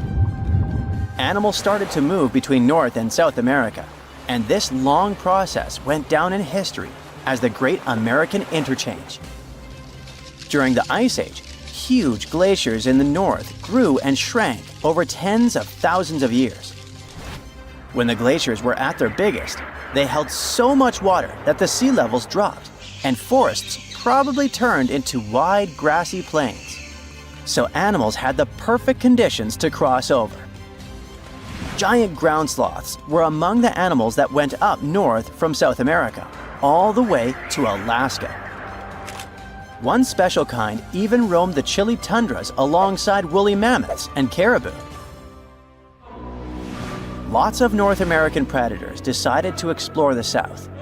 There were cats like cougars, jaguars, and saber-toothed tigers with their giant teeth. Wolves, foxes, otters, raccoons, and bears also joined the migration. The short-faced bear could stand up to 13 feet tall and weigh as much as a small car.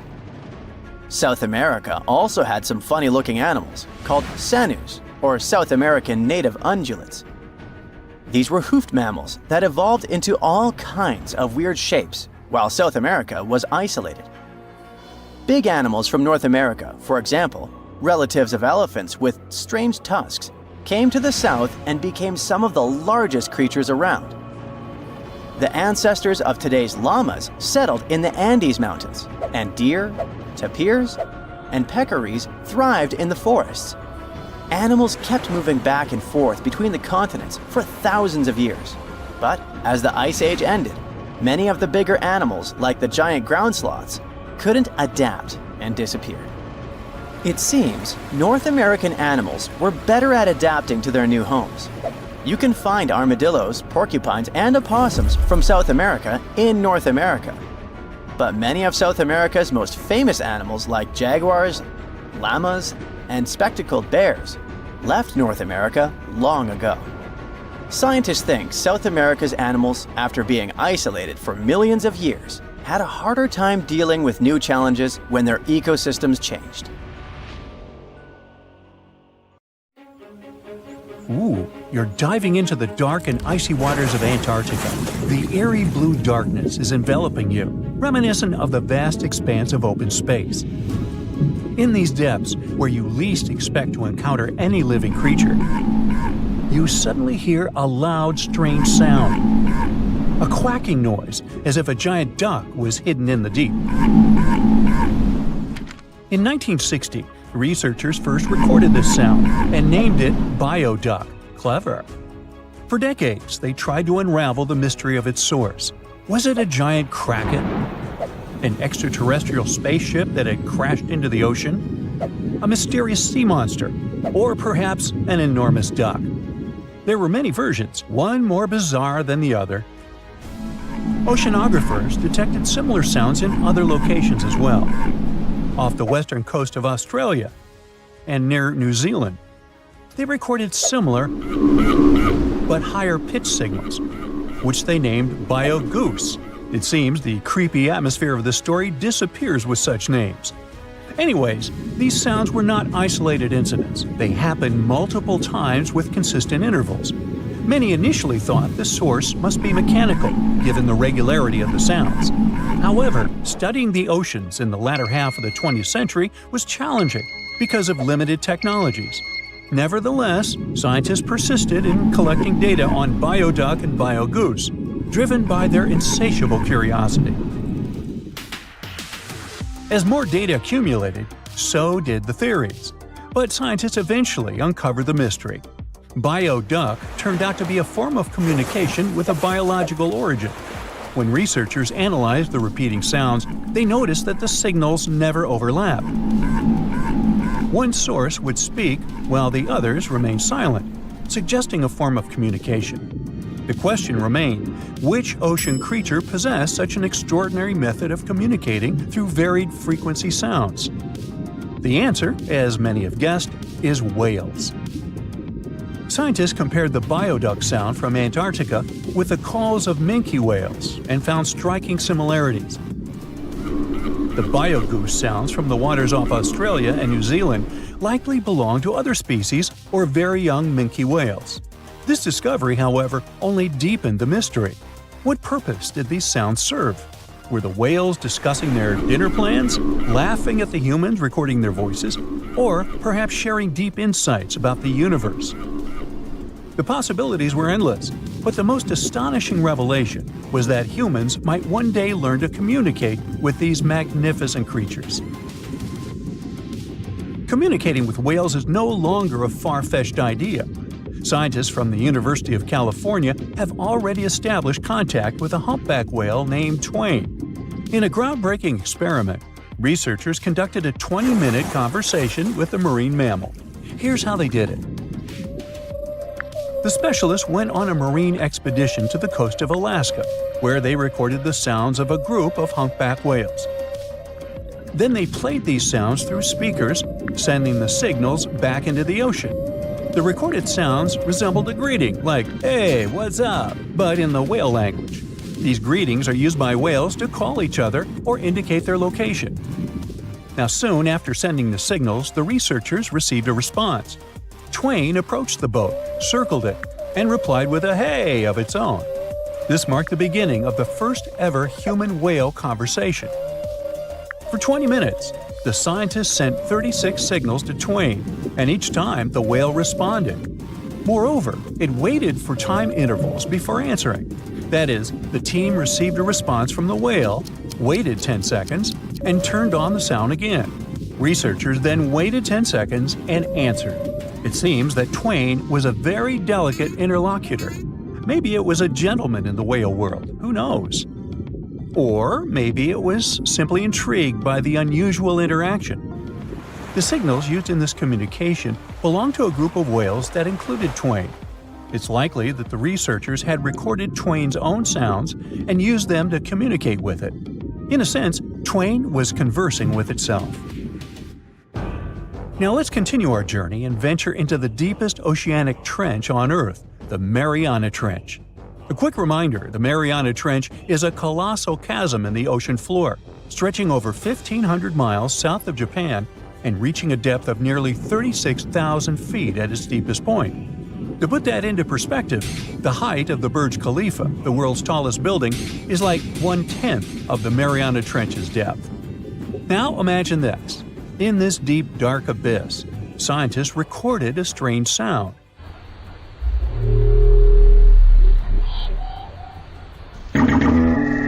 Unlike bioduct, this sound resembled something from a science fiction movie, a low rumble,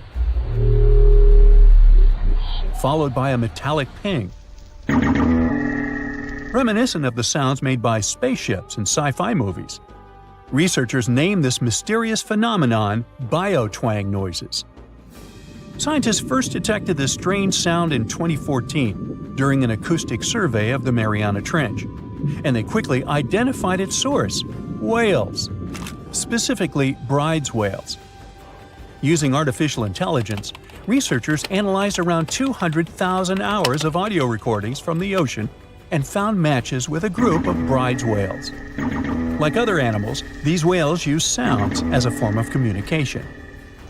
Now, did you know what else was found at the bottom of the Mariana Trench? A plastic bottle. It's unlikely it was done by a kraken or a whale or some type of monster. Everything is simpler here. The bottle ended up there because of a human. But that's a topic for another video.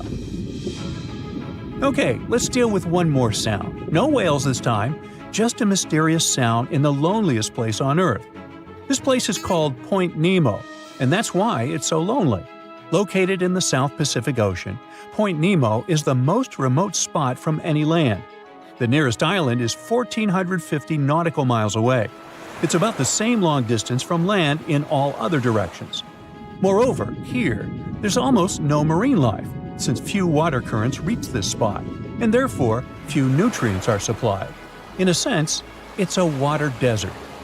And so, in 1997, oceanographers recorded a very strange and frightening sound coming from the depths in the area of Point Nemo.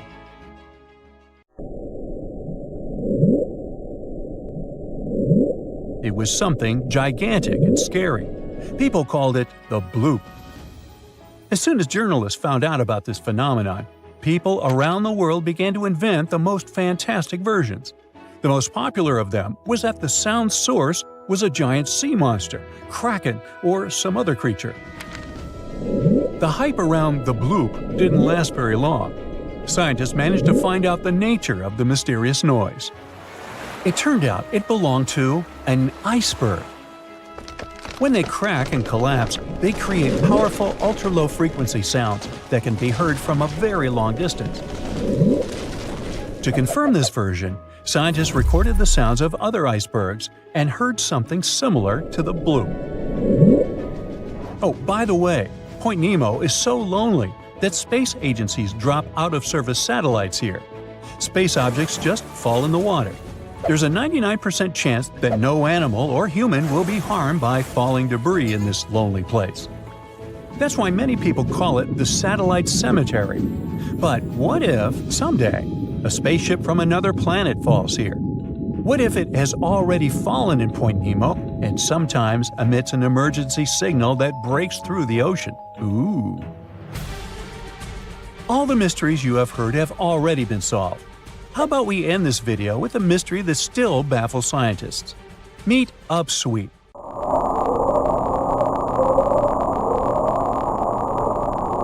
One of the most mysterious sounds ever recorded in the ocean. It's not just noise, it's a series of short ascending tones repeated at intervals of several seconds. It was first discovered in 1991 using hydrophones installed in the Pacific Ocean. At first, oceanographers suggested that upsweep could be associated with volcanic activity or underwater earthquakes. But the seasonal nature of the sound and its intensity change depending on the time of year, which rules out these versions. People began to consider hypotheses related to the biological life of the ocean. They studied the migration routes of marine animals and their behavior at different times of the year. However, despite all efforts, the sound source has not been identified. Some studies suggest that upsweep may be associated with certain species of fish or other marine animals that make sounds for communication or navigation, but no one has been able to prove it. Now, history teaches us that the supercontinent existed a long time ago, around 300 to 273 million years back. At that time, all the continents on Earth were buddies and hanging out together. They formed an amazing crew called Pangea, or Pangea if you're feeling fancy.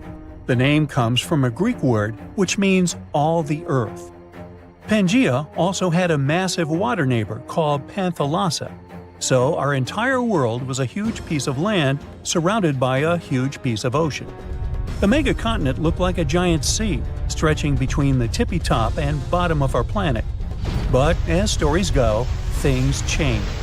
About 200 million years ago, in the early Jurassic epoch, like dinosaur times, Pangea decided to throw a breakaway party. Forget about the old ideas of continents just drifting around like big icebergs. It split up into smaller chunks, forming the continents we know today. Oh, and it created the Atlantic and Indian Oceans as a bonus. Pangea's tale was first told by a German weather expert named Alfred Wegener in 1912. But how did he learn about something that happened so long ago? Imagine the Earth's core as a big, cozy fireplace, giving off heat. This heat creates special swirling currents in the Earth's outer shell. We can think of it as the Earth's crust, which looks like a big puzzle with many puzzle pieces. The hot currents make these puzzle pieces, called crustal plates, move around. Sometimes they push apart, sometimes they crash into each other, and sometimes they slide past one another. It's like a fantastic dance party that goes on beneath our feet. One day, Wegener looked at the shapes of the continents and thought that, hey, those coastlines of South America and Africa kind of fit together. And they really did. So he imagined that way back, all of the continents hung out together as one big landmass. But he couldn't just go and say that without any proof. So how do we know Pangea really was a thing? Well, there are some clues that brought us to this amazing discovery. One clue is like when you put a puzzle together and the pieces fit just right. Take a look at the shapes of today's continents. You'll notice that they could fit together almost like a perfect match. Obviously, their shapes changed over time. It happened millions of years ago, and since then, the shores of continents have been washed by waters for years. But even so, we can still see how well they fit together. Another clue comes from checking out fossils. We know that ancient animals left a lot of fossils behind. That's how we learn their history and what species there were. But when scientists compared fossils found on different continents, they found something interesting. These fossils look similar. Surprisingly, they belong to the same groups of animals, even though they were far apart. It's not like these animals could swim across the ocean on their four paws. And it's unlikely that this particular type of animal originated in two places at the same time. And finally, the mountains. Imagine exploring underwater and finding huge mountains in the oceans. These underwater ranges and deep trenches are like scars from when Earth's tectonic plates moved around. They serve as another proof that the continents are part of something bigger. When you look at these things together, you get a pretty clear picture. The Earth's continents were once huddled together in the supercontinent. They've since gone their separate ways, but the memories of their grand adventure are still written in the shapes of coastlines, the rocks they left behind, and many more. But it's obvious to us now. At the time of Wegener's discovery, there were different ideas flying around. Some folks thought that the continents sank down to make the oceans, but Wegener had a different take. He thought that the continents are always on the move. He even came up with a fancy phrase, continental drift, to explain it. Later, he was joined by another scientist named Alexander du Toit. He added a little twist to the story, suggesting there were two original continents, Laurasia in the north and Gondwana in the south. But the real party didn't start until the 1960s, when scientists figure out the secret ingredient in this recipe, plate tectonics. And finally, this theory explained everything Wegener and du Toit talked about. Wegener's theory was proven correct after 50 years. As time passed, we learned more and more about our planet. We found out that the Earth used to have multiple supercontinents. Before Pangea, there was a megacontinent called Rodinia around 1 billion years ago. And later on, Pannotia joined the scene about 600 million years ago. What's interesting is that the continental drift story is far from over. Our continents are always on the move. Africa is giving Europe a friendly bump, and Australia is playing a game of bumper cars with Southeast Asia. You know what's on the horizon? Another supercontinent. So, how will this next supercontinent come together? Well, there are 4 major possibilities: Novo Pangea, Pangea Ultima, Orica, and Amasia. These might sound like superhero names, but they're actually ways the puzzle pieces could fit. Let's look at them all. First, Novo Pangea. You know how there's the Atlantic Ocean on one side and the Pacific Ocean on the other? Well, if these oceans keep doing what they're doing now, the Atlantic will keep opening up while the Pacific squeezes in. If that happens, the Americas, North and South America, will give each other a big high five. And Antarctica, that icy land way down south, will join the fun too. It'll be drifting northward. Next, Pangea Ultima. In the future, the Atlantic Ocean might get tired of being so wide. It might decide to slow down and shrink a bit. The Americas and the northward drifting Antarctica will probably crash into Africa and Europe. And just like that, a brand new supercontinent forms. There are these spots where the ocean floor is sliding underneath the land. It's like a secret underwater passage. These spots are called subduction zones. So if these secret tunnels will be spreading and spreading all along the east coast of the Americas. The Americas, Europe, and Africa might come together again, and they'd form a supercontinent. This supercontinent would be surrounded by the Pacific Ocean. The next possible supercontinent is Orica. In this scenario, the Pacific and Atlantic Oceans might decide to take a nap and close up. But don't worry, because when one door closes, another opens. In this case, a whole new ocean would pop up to replace them. Imagine a big crack in the ground cutting through Asia, like a zipper opening up. This crack is called the Pan-Asian Rift, and it would become a brand new ocean.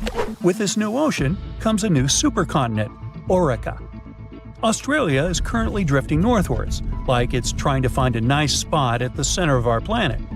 East Asia and the Americas might join in from both sides. After that, Europe and Africa might link up with the Americas, and boom, Orica.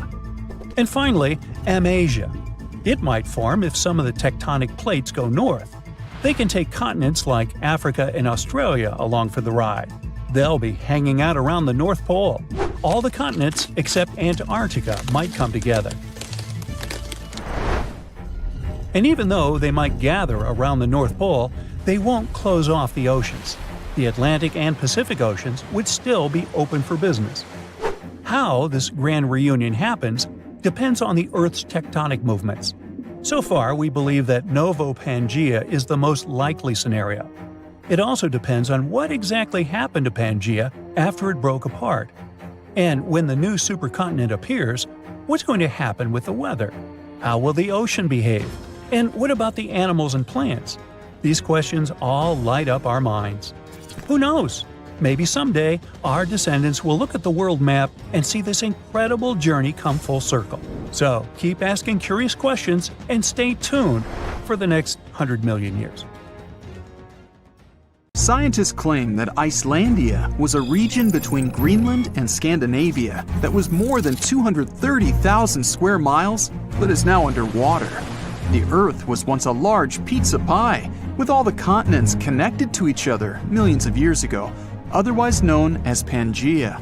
The North Atlantic region we know today was dry land from about 335 million to 175 million years ago. For many years, scientists and geologists assumed that the North Atlantic Ocean was birthed as Pangea began to split apart roughly 200 million years ago. With volcanoes in the region where Iceland is, the country came to be just 60 million years ago as it broke off and sailed away from all the other lands. And since the Earth was like a large pizza pie, it divided like one.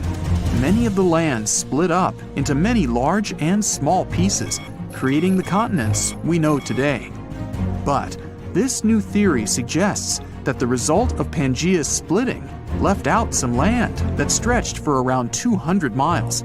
And just about 10 million years ago, that piece of land submerged in the waters on the eastern and western side, leaving the tip of the land, which is now Iceland. When plate tectonics move, they grind on each other, which gave shape to our current landscape, all thanks to the mantle. This new radical theory goes against everything written in history books and what scientists have been studying. They began shaking heads, drawing lots of skepticism and criticism. But by analyzing the ocean floor under Iceland and the Earth's crust, we can assume that this idea isn't far-fetched. The crust beneath Iceland happens to be a lot thicker than the typical ones. Oceanic crust is made up of unique melted rocks compared to the land crusts where we walk and live on, and is a lot more denser. The thinnest layer on Earth is the crust, where life takes place. It's essential for water, growing food, gathering natural resources and minerals, and breathing in oxygen. It sinks below to the bottom, but right above the Earth's mantle. It also refreshes itself, since it constantly gets recycled into the mantle and back up. This is why the rocks in the oceanic crust are around 25 miles thick, compared to just 5 miles anywhere else. This is also reasonable given that it's in a hotspot for volcanoes. Magnetic surveys of the ocean floor show layers of molten crust in stripe patterns. Also, given the fact that the Earth's magnetic field changed its polarity over millions of years, it played a role in shaping the foundation of our landscape. But there isn't any concrete evidence to prove this new theory just yet. One of the first steps is to start digging the ocean floor near Iceland.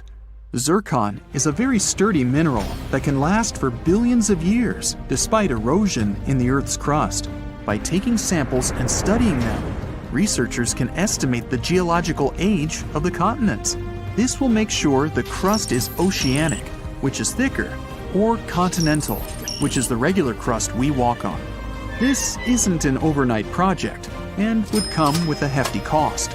Another way is to do seismic surveys that can measure echoes conducted on research ships.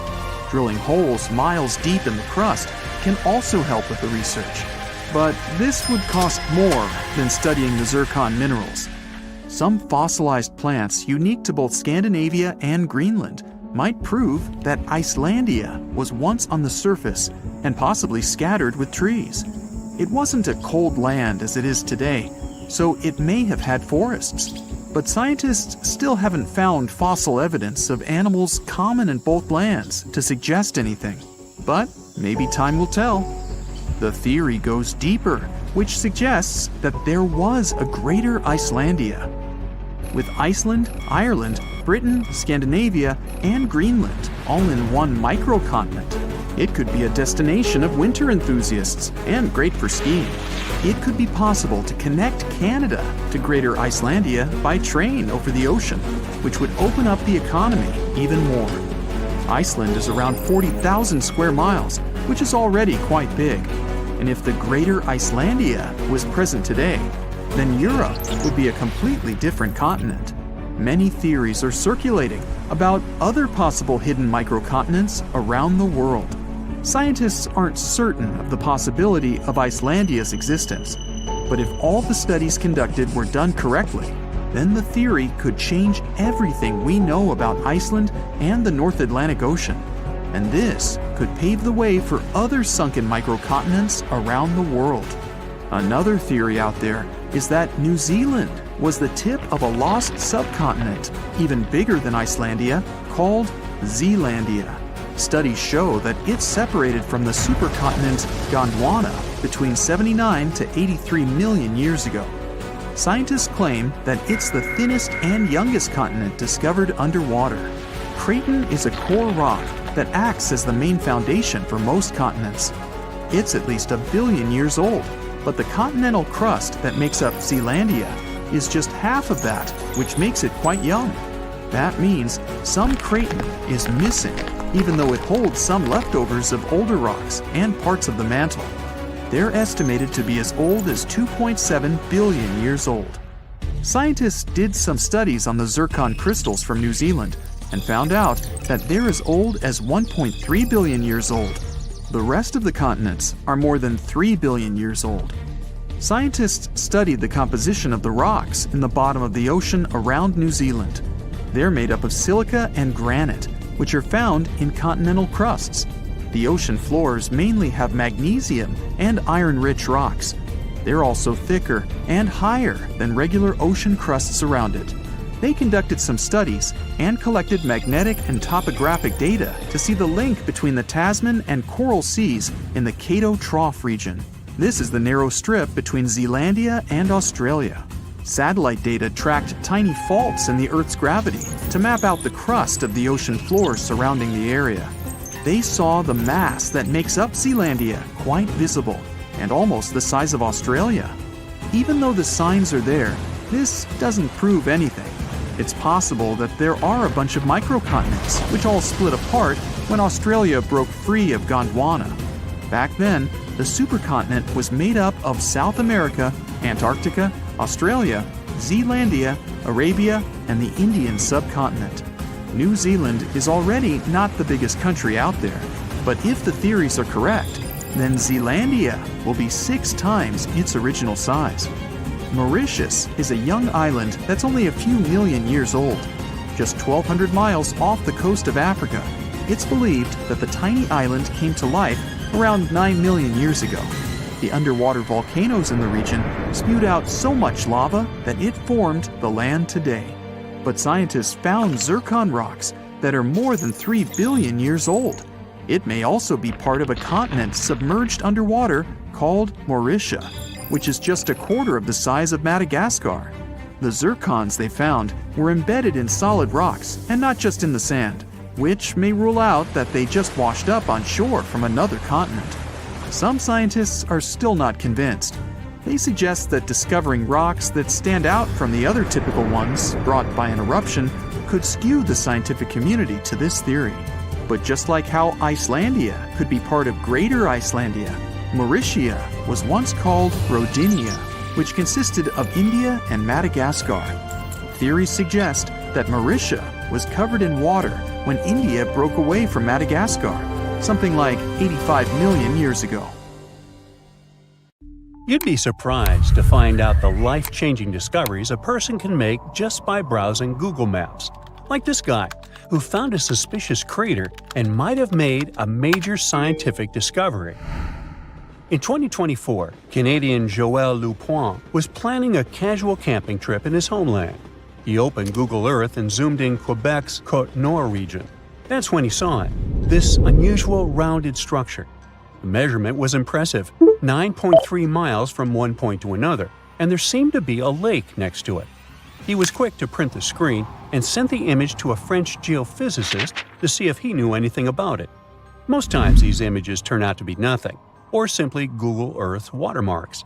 But he was surprised when he opened his email and saw the scientist's reply.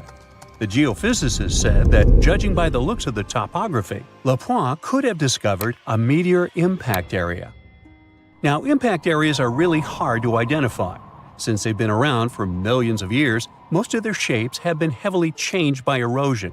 Scientists call these areas impact structures. They're usually circular or crater-like and are made up of deformed bedrock. It happens when a meteor falls into the surface of the Earth. Here's the thing. Since the crater has huge walls around it, these areas are usually mistaken for mountain ranges. That's what left the Canadian explorer confused.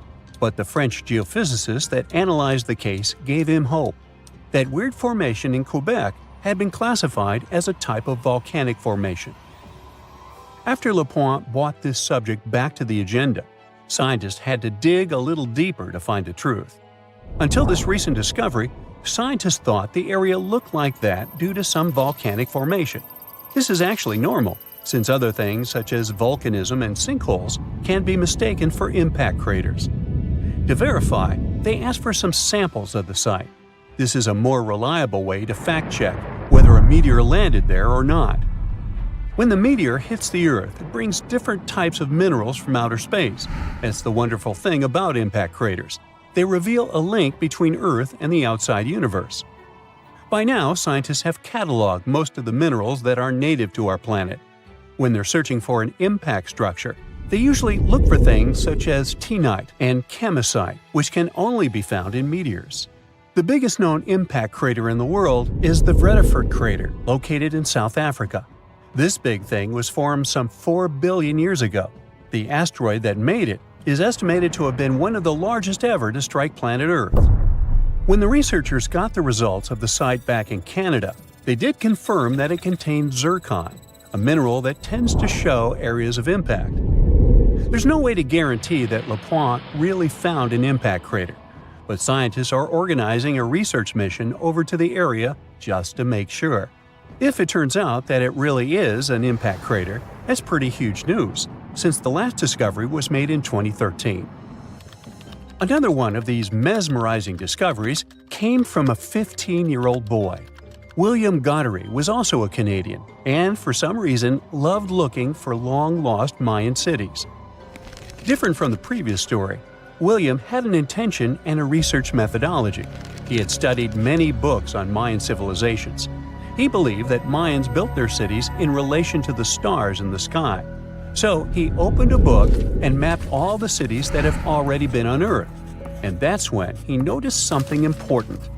There is an area in the Yucatan Peninsula in Mexico where archaeologists have unearthed 2 Mayan cities. But on the constellation map, there are 3 stars. He thought to himself, could this mean there is a lost city waiting to be discovered nearby? William Goddery is known to be a science genius and has even won an award for this constellation theory. When he noticed that a 3rd city was missing from the 23rd constellation he was examining, he began to search Google Earth for satellite pictures that could help him solve this mystery. Advances in satellite tech have shed new light on long-lost Mayan cities such as Tikal. Located in the heart of the Guatemalan jungle, Tikal is believed to have been the capital of the ancient Mayan Empire. He had hopes, so he reached out to a friend inside the Canadian Space Agency to verify what he had found. Since he had already won awards for his research, he had friends in high places, and that's when things got interesting. According to the images, there was a large square area on the border of Mexico and Belize that looked like the remains of a city. William took the images to a remote sensing expert. They studied the images thoroughly and concluded that the area could be housing 30 buildings and even a large pyramid. William named the new city he discovered as Mouth of Fire. However, his theory was very much contested inside the archaeological community, and many Mayan experts worked to debunk William's findings. Experts say that constellation theories are too unscientific. Renowned anthropologists and astronomers said William's methodology was an act of creative imagination. Still, a 15-year-old teen almost found a long-lost Mayan city, which is pretty exciting if you ask me. What about these tiny dots that appeared on images of Google Earth? These strange spotted circles were found in the middle of the Algerian desert. A YouTuber browsing on Google Earth found these circles and discovered that people had been debating over their origin for years. He thought they were a glitch from satellite images. There are dozens of them, stretching for miles and miles in a straight line. They're far away from any town, road, or human activity, making it hard to understand if it was man-made or just a natural phenomenon. To settle this mystery, he interviewed the people who took Google Earth's pictures. He found out they were 100% true. The circles were there in real life. They appear in multiple pictures from multiple years. Now, at first, he guessed they were the result of oil activity. Algeria is a rich area for natural resources, so this made sense. To find out if the area is worth extracting, companies usually undertake seismic surveys. They're a way of analyzing the Earth's surface by sending shock waves into the ground. Depending on how these waves bounce back, you'll know what is located underground. There was another possibility. The Sahara is a very dry area of the planet. The average high temperatures in summer are over 104 degrees Fahrenheit. To survive there, people need to find ways of accessing water. So his second guess was that the circles were kind of ruin or leftover from ancient water wells. But when he talked to an expert, he found out they weren't ancient water wells. You can see some of these traditional constructions in other cities on Google Earth, and they look really different from the mysterious circles. He decided to travel over to Algeria to find out the truth. He drove 99 miles into the heart of the desert, and when he gets there, he sees it. A huge crater dug on the sand, surrounded by 12 smaller holes. It kind of looked like the ancestor of a modern clock. There, he found something he couldn't spot on Google Earth: thin metal wires. When the curious YouTuber and his teams started to dig in the sand, they found old dynamite and some sardine cans. Apparently, they were hiding the truth. The Sahara Circles, as they were famously called, were not the historical leftovers of seismic surveying. Back at the time when these circles were made, this technology didn't even exist, but they were sure related to oil exploration. The dynamite holes were an ancient method of oil searching, and the sardine cans, well, they were left by the workers who were exploring the region. Another Google Earth mystery solved. The world's largest fence spans over 3,100 miles from Queensland to South Australia. If stretched out, it could easily connect London to New York. And if you'd walk next to it, you'd need 6 months to complete the journey. It wasn't built to safeguard the Australian border. Why would it, since Aussies are just surrounded by water? It wasn't meant to protect some important building either. Its purpose is to keep some animal species away from each other. It was back in the late 1800s when Australians started building parts of this fence. They wanted to create a barrier separating the lively, bustling part of the country where cities like Melbourne and Sydney thrive from the harsh, dry outback. They used wooden posts dug deep into the ground, linked up with wire mesh standing about 6 feet tall. Some parts of the fence even have a second electrically charged layer. To make sure this fence did its job, they added some red and white lights to help guard things even at night. A team of over 20 people work full-time to keep things in check here. And every year, local authorities chip in around $750,000 to keep the construction in shape. Why all this trouble? The main reason was dingoes. These gingery, wolf-like creatures are Australia's largest carnivore mammals, and they're also apex predators. They were causing a lot of trouble to local farmers, especially in southern Queensland, where they often go after sheep. For the most part, the fence has been doing its job okay, but it's not foolproof. Some dingoes still manage to sneak through. Other times, wild camels end up crashing into it. That's because Australia has quite a massive camel population roaming around. But this man-made solution did more than locals expected. They thought there would just be fewer dingoes within the fence, but fewer dingoes mean more kangaroos. And more kangaroos mean more competition with the sheep for food. It's not just the bigger species feeling the squeeze. The smaller animals and the greenery also went through changes. With all this competition in a smaller space, locals noticed less diversity in the plant life and small animals. The soil became less nutritious over time, affecting plant growth. Plus, the fence acts as a roadblock for animal migration and seed dispersal. Even the sand dunes are feeling the effects, with less grass cover to hold things together. When scientists looked at kangaroos on both sides of the fence, they noticed that the young pups inside were lighter and tinier on average. The outsiders had bigger feet and heads for their age, and it wasn't because they were eating a different diet. The kangaroos that were stuck sharing the land with dingoes had to bulk up faster to survive. On the flip side, those inside the fence took it slower because they weren't under the same type of pressure. These had to compete with a lot of other creatures for food, so a bigger size wasn't a priority anymore. Researchers are still not sure if this difference is a quick fix or a long-term gene adaptation. What about domesticating dingoes? Wouldn't that help? Many think dingoes were once pets in Australia, but it's not known for sure. These days, they're pretty wild, just like wolves, hyenas, or coyotes.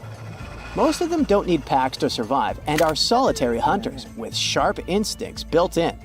So taming them isn't going to be easy. Still, taking down the construction is not an option for now. Australians are so strict when it comes to making sure dingoes are kept away that they even put laws in place for people who mess up with the fence. Leaving a crossing gate open can put people behind bars for up to 3 months. Damaging the fence can cost people 6 months' worth of their freedom. It wasn't the first time Australians thought a fence could help with animal issues. Before they needed it for dingoes, they experienced a serious bunny invasion. Cute as they are, rabbits were damaging the land used for farming, so locals thought of a 3-part fence. The first one stretched all the way from Ravensthorpe in the south to Pardue Station on the Pilbara coast. It was over 1,100 miles long, making it the longest unbroken fence globally at the time. All these bunny problems could have been traced back to a man named Thomas Austin. Back in 1859, when he first came to the land down under, he thought it would be a good idea to release a few rabbits into the wild, thinking it would add a bit of charm to the place. But since rabbits aren't native to Australia, they didn't have any natural predators at the time. They're also pretty adaptive creatures, needing just some grass for feeding. They reproduce at astonishing speeds too. A mama rabbit can have 4 litters a year, with as many as 5 bunnies each. Pretty soon, their numbers boomed. By the late 1880s, the bunnies had caused so much damage that local authorities came up with a proposal. They'd offer the equivalent of almost $2 million today to anyone who could come up with a solution to this long-eared problem. Nobody claimed the prize, but a commission did gather a bit over a decade later and came up with the fence idea. Maintaining those fences was complicated. They had inspectors keeping an eye, with each one responsible for a stretch about 500 miles long. There were also these boundary riders patrolling smaller sections, using bikes at first, then switching to camels or using camels to haul buggies. They even tried using cars at one point, but they couldn't handle the rough terrain and constantly had punctured tires. In terms of its effectiveness, well, by 1902, rabbits were already hanging out on the wrong side of the fence. That's why, 4 years later, they put up another one. It worked for a while, so much so that the local authorities didn't bother helping out farmers past that second fence with rabbit netting loans. Those caught between the two fences, however, still had a rough time dealing with rabbit trouble. Soon enough, rabbits spread even over fence number 2, and it was clear the solution didn't work. In some areas, even while the fences were being built, those sneaky bunnies found their way past them. To this day, the rabbit population still sometimes puts the Australian officials through rough times. The dingo fence may be the longest one, but it's not the weirdest. The aquarium fence in Turkey might take that prize. This 164-foot aquarium fence was built to make sure the expensive villa's ocean view would be visible from every one of its levels. These days, it gathers a lot of tourists from all over the world, eager to see the variety of fish it contains, and even the octopuses. Putting up a see-through structure wasn't hard. The real challenge was connecting the aqua fence to the Aegean Sea through a buried pipeline stretching across 13,000 feet of land. This ensures water constantly flows, keeping the aquarium clean and the fish happy. To make sure no one damages the delicate fence or steals any of the fish or two, the owner also invested in security. He installed a network of 17 cameras equipped with facial recognition. Visitors are free to look and take pictures, but step too close and you're likely to trigger alarms. Another one of those weird fences is New Zealand's bra fence. If you ever find yourself through central Otago, you might stumble upon a fence adorned with bras of all kinds of shapes, sizes, and patterns. Its story takes us back to 1999, when people in the area found 4 bras mysteriously hanging on the fence near Cardrona Valley Road. Some were a bit surprised, but then others started adding their bras to the decor. Some more bras appeared and it became a must-see spot for tourists. Its popularity was so high that at times it caused traffic problems in the area. So, the distance from New York to Lisbon, on the other side of the Atlantic, is well over 3,000 miles. At the average walking speed for a human, you could trek there in a month and a half. That's not counting the rest stops and much-needed sleep. Buying an airline ticket or boarding a ship aren't just better options, but the only travel possibilities right now. But if this long journey on foot became possible one day, would you be up for the challenge? The most obvious obstacle is all that water in the Atlantic Ocean. It covers around 1/5 of the Earth's surface. All the oceans take up around 70% of our planet. When you open the tap or buy a bottle, you are drinking a tiny percentage of potable water. 97% of Earth's water is located in oceans. It's all salt water and it's not drinkable. Add this 2% of water trapped in glaciers and ice sheets, and you get less than 1% of water that we actually drink.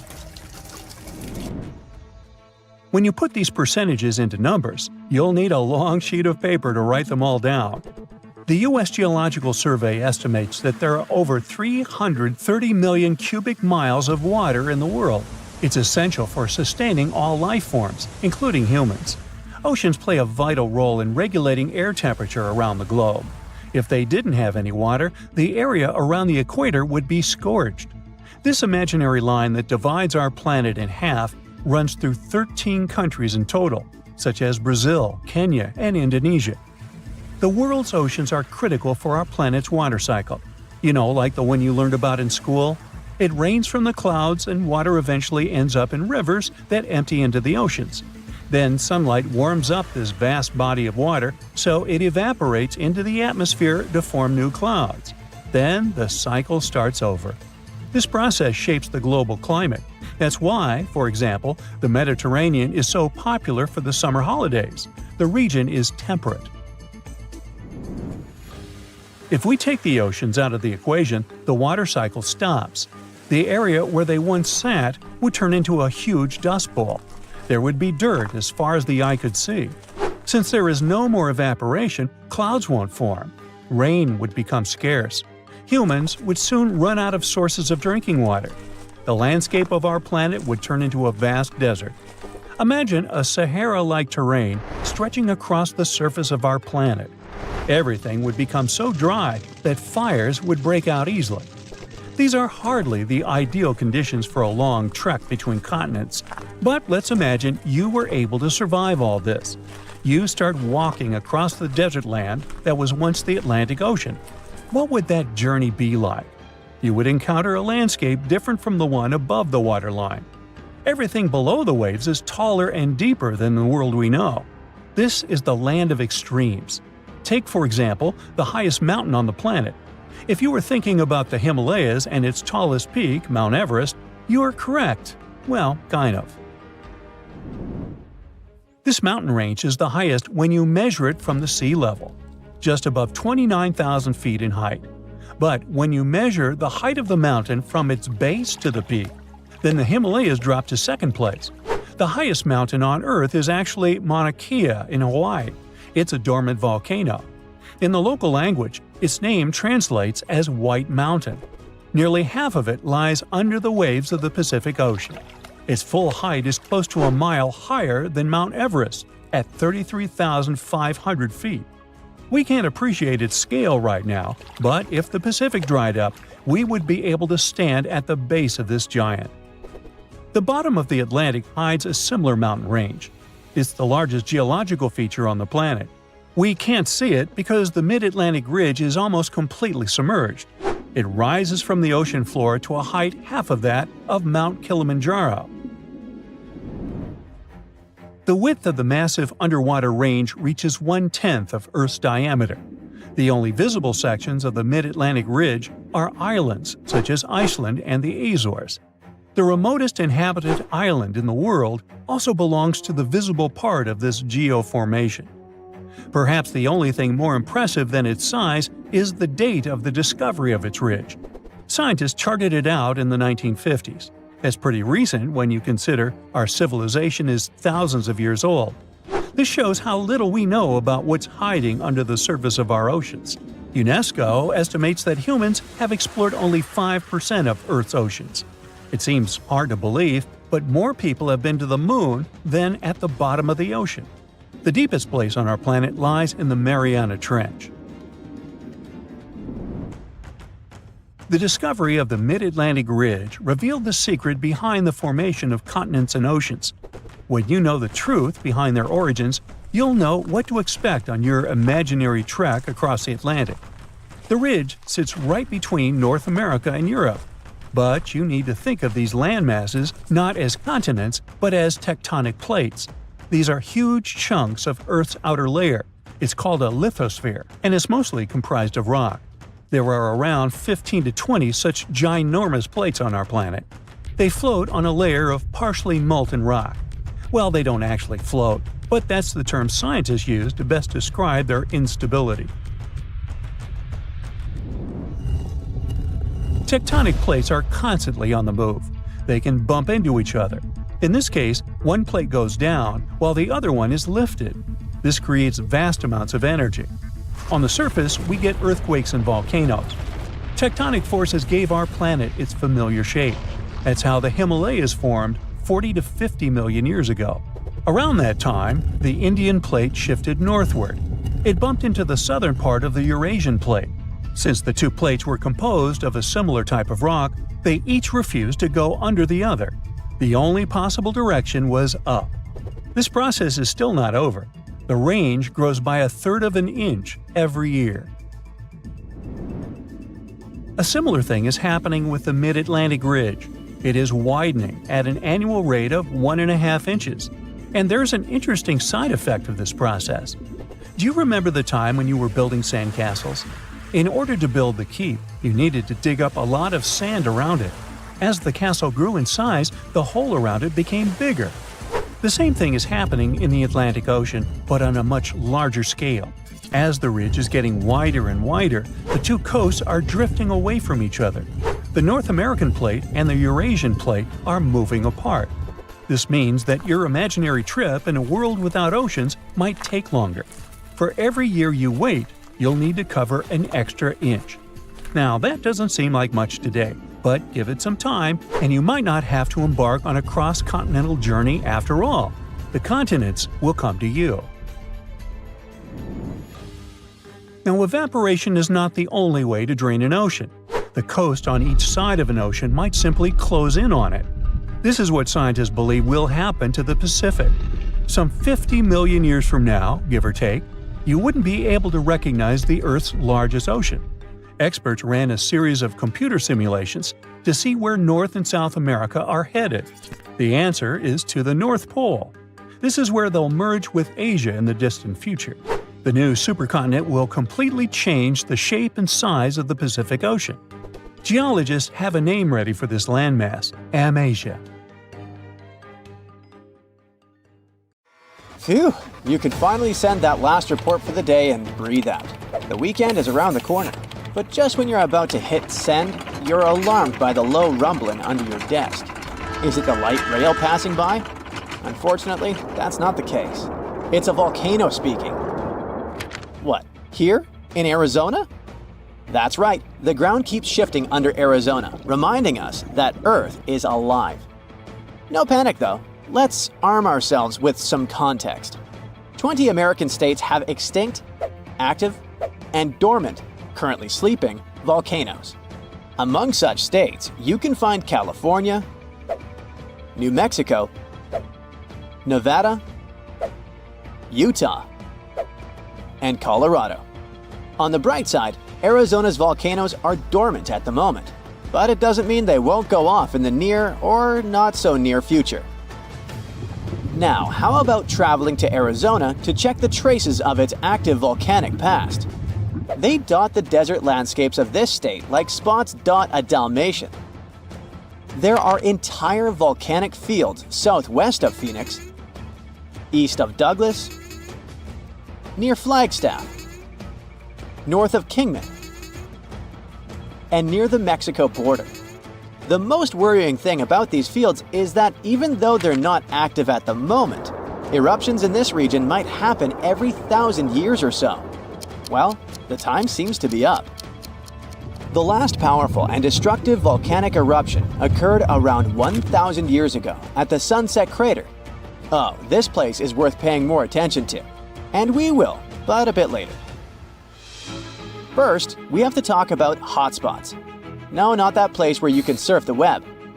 In our volcanic context, a hotspot is a place where insane amounts of heat melt the overlying crust, Earth's thin outer layer, and form volcanoes. This heat rises from the mantle, which is located between our planet's dense, superheated core and the crust. Want to see an example of this type of volcanism? Welcome to the Hawaiian Islands. The Big Island has its active volcanoes because, at the moment, it's situated on top of the Hawaiian hotspot. The older Hawaiian Islands were once there too, but later they drifted off towards the northwest. It happened because that's where the oceanic crust on top of which they sat, namely the Pacific Plate, moved. Now, look at the world's ocean basins. Yes, they're literally dotted with islands that sit on top of hotspots, like Hawaii, Iceland, Samoa, the Galapagos. Those are probably the most famous examples. But don't think that continents can't host hotspots. They can, but those are far less common. One of the most famous continental hotspots is, I bet you know it. Yep, the one beneath the Yellowstone caldera. By the way, the caldera is a vast volcanic crater, especially one formed as a result of a massive eruption that led to the collapse of the mouth of a volcano. The Yellowstone hotspot is basically the creator of Old Faithful and the rest of the hot springs and mud pots for which the national park is famous. Speaking of Old Faithful, let's make a small detour and pay more attention to this wonder of nature. It's one of the most well-known geysers in the world. People have been coming from all over the globe to see it for more than a century. The cool thing about this geyser is that the likes of it can only form under very specific conditions. That's why they're pretty rare. Magma under the surface superheats pockets of underground water. The pressure there keeps growing until it eventually pushes the water upward with immense strength. A certain volcanic rock with a high silica content lines the tunnel through which this water escapes. Basically, it creates a unique pipe that can withstand unbelievable pressure and heat created by the water erupting above the ground. Old Faithful was the very first named geyser in Yellowstone. If you come to visit it expecting the thing to erupt every hour on the hour, you're gonna be disappointed. On average, Old Faithful erupts every 91 minutes or so, which isn't that bad either. Plus, you can download a special app which will provide you with the approximate time of the next eruption. But be very careful while visiting and stay away from the site. The water erupting from the powerful geyser reaches 204 degrees Fahrenheit. The steam is even more scorching, up to 350 degrees Fahrenheit. It's hot enough to bake a cake. But let's get back to our volcanic hotspots. Scientists still don't clearly understand why there aren't many hotspot volcanoes on continental crust. One reason might be that the continental crust is much thicker than the oceanic crust, which is about 4 times as thick on average. Another reason could be that most of Earth's crust, about 2/3 of it, is oceanic. This means that there's less continental crust for hotspots to form under. Now, I bet those of you living in Arizona will appreciate the following info. We'll talk about a volcanic field right in the heart of this state, the San Francisco Volcanic Field. That's a massive area filled with over 600 volcanoes. Yes, they're mostly small, but it doesn't make them any less impressive. They're scattered across 1,800 square miles in northern Arizona, a giant territory. Interestingly, scientists are still debating about whether this volcanic field is actually sitting on top of a hotspot. But one thing they agree upon, the volcanoes in this area get younger as you move east. And this pattern matches up with the North American plate moving west over what could be a stationary hotspot beneath the surface of our planet. Cool, huh? The volcanic hullabaloo in that area started around 6 million years ago. So, in geological terms, it's relatively young. As for the most recent eruption, it happened less than 1,000 years ago.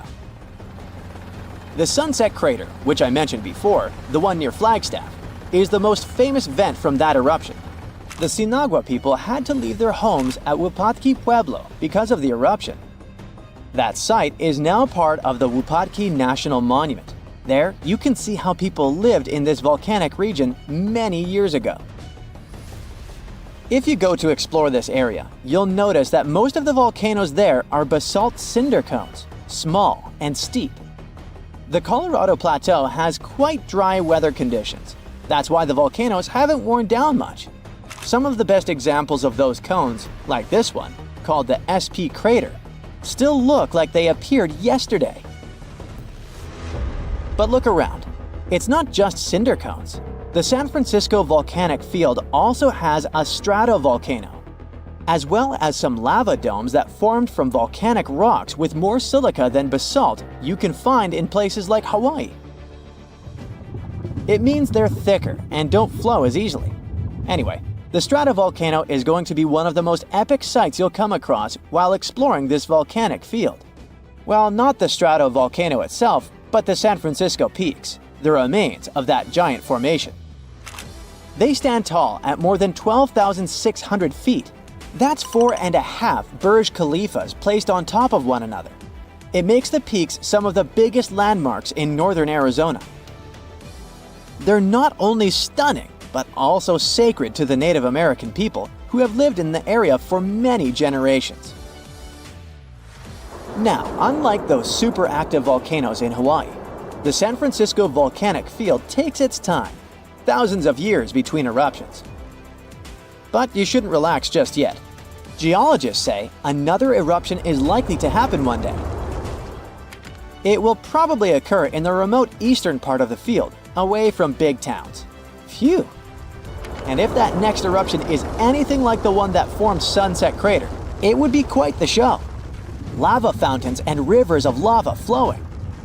At the same time, the next eruption might not happen for centuries. maybe even millennia. Until then, the San Francisco Volcanic Field will remain a hidden gem of volcanic history, waiting for its next fiery performance. The snowpack over your head splits in two right in front of your eyes and starts tumbling down in the frozen slope to its resting place far, far below. Anything in its way is crushed under the immense mass of snow and debris. You're witnessing an avalanche, one of the most dangerous natural disasters. But what if I tell you about another kind of avalanche, no less blood-chilling than the mountain one? And the most bizarre thing about it is that it occurs underwater. Underwater avalanches are powerful and disastrous natural phenomena, often much more dangerous than land ones. They have the potential to wreak havoc on the entire planet, leading to catastrophic consequences. The most alarming thing?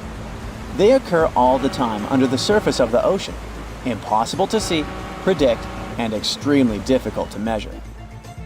Such avalanches can get 100 times larger than land ones, and they pose a great risk to the world's communications, capable of leaving the entire planet without the internet. But we'll talk about it a bit later. First, let's go 60,000 years back into the past. We're near the northwest coast of Africa, ready to witness the colossal scale and devastating impact of a ginormous underwater avalanche.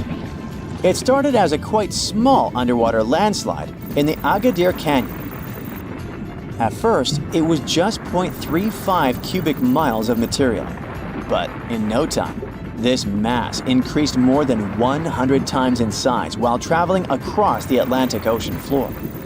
As the avalanche sped up and grew, it picked up gravel, sand, rocks, and mud. It carved a devastating path through one of the world's largest submarine canyons, wiping out all forms of animal and plant life on its way.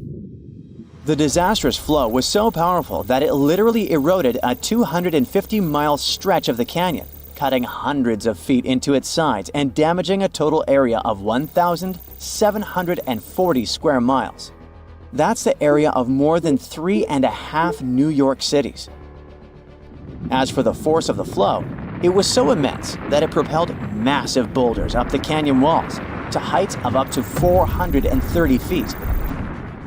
Before scientists discovered the evidence of this catastrophic event, they had seriously underestimated the scale of destruction caused by submarine avalanches. By the way, these devastating catastrophes can start not only far away in the ocean, but also at estuaries. Let's go back to 14 January 2020 and see for ourselves. A turbidity current, a rapid, downhill flow of water containing a lot of sediment, rushed more than 680 miles from the Congo River estuary in the deep sea. This current appeared due to two factors: terrible flooding along the Congo River in late December 2019 and unusually large spring tides. This resulted in an avalanche of sand and mud. Its volume was equivalent to 1/3 of all the sediment produced annually by all the rivers in the world. This sediment avalanche accelerated, increasing in speed from 17 feet per second in the upper part of the Congo Canyon to 26 feet per second when it reached the end of the channel, almost 700 miles away from the coastline.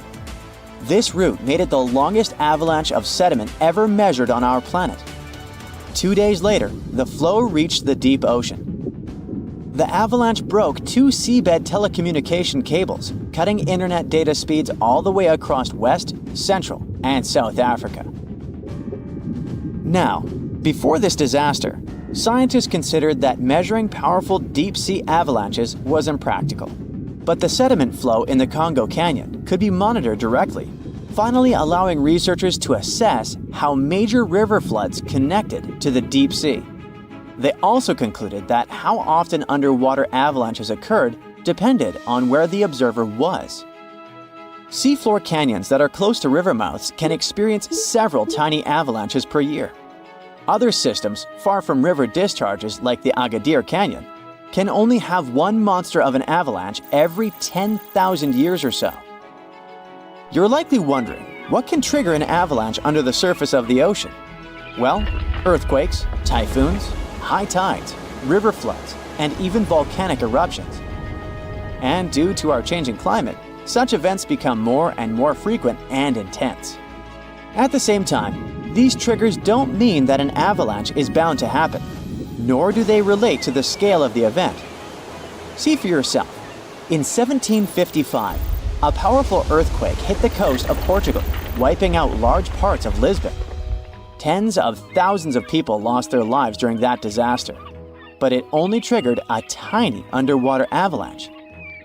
And in 1929, a large earthquake off the coast of Newfoundland, Canada, triggered the largest underwater avalanche ever recorded.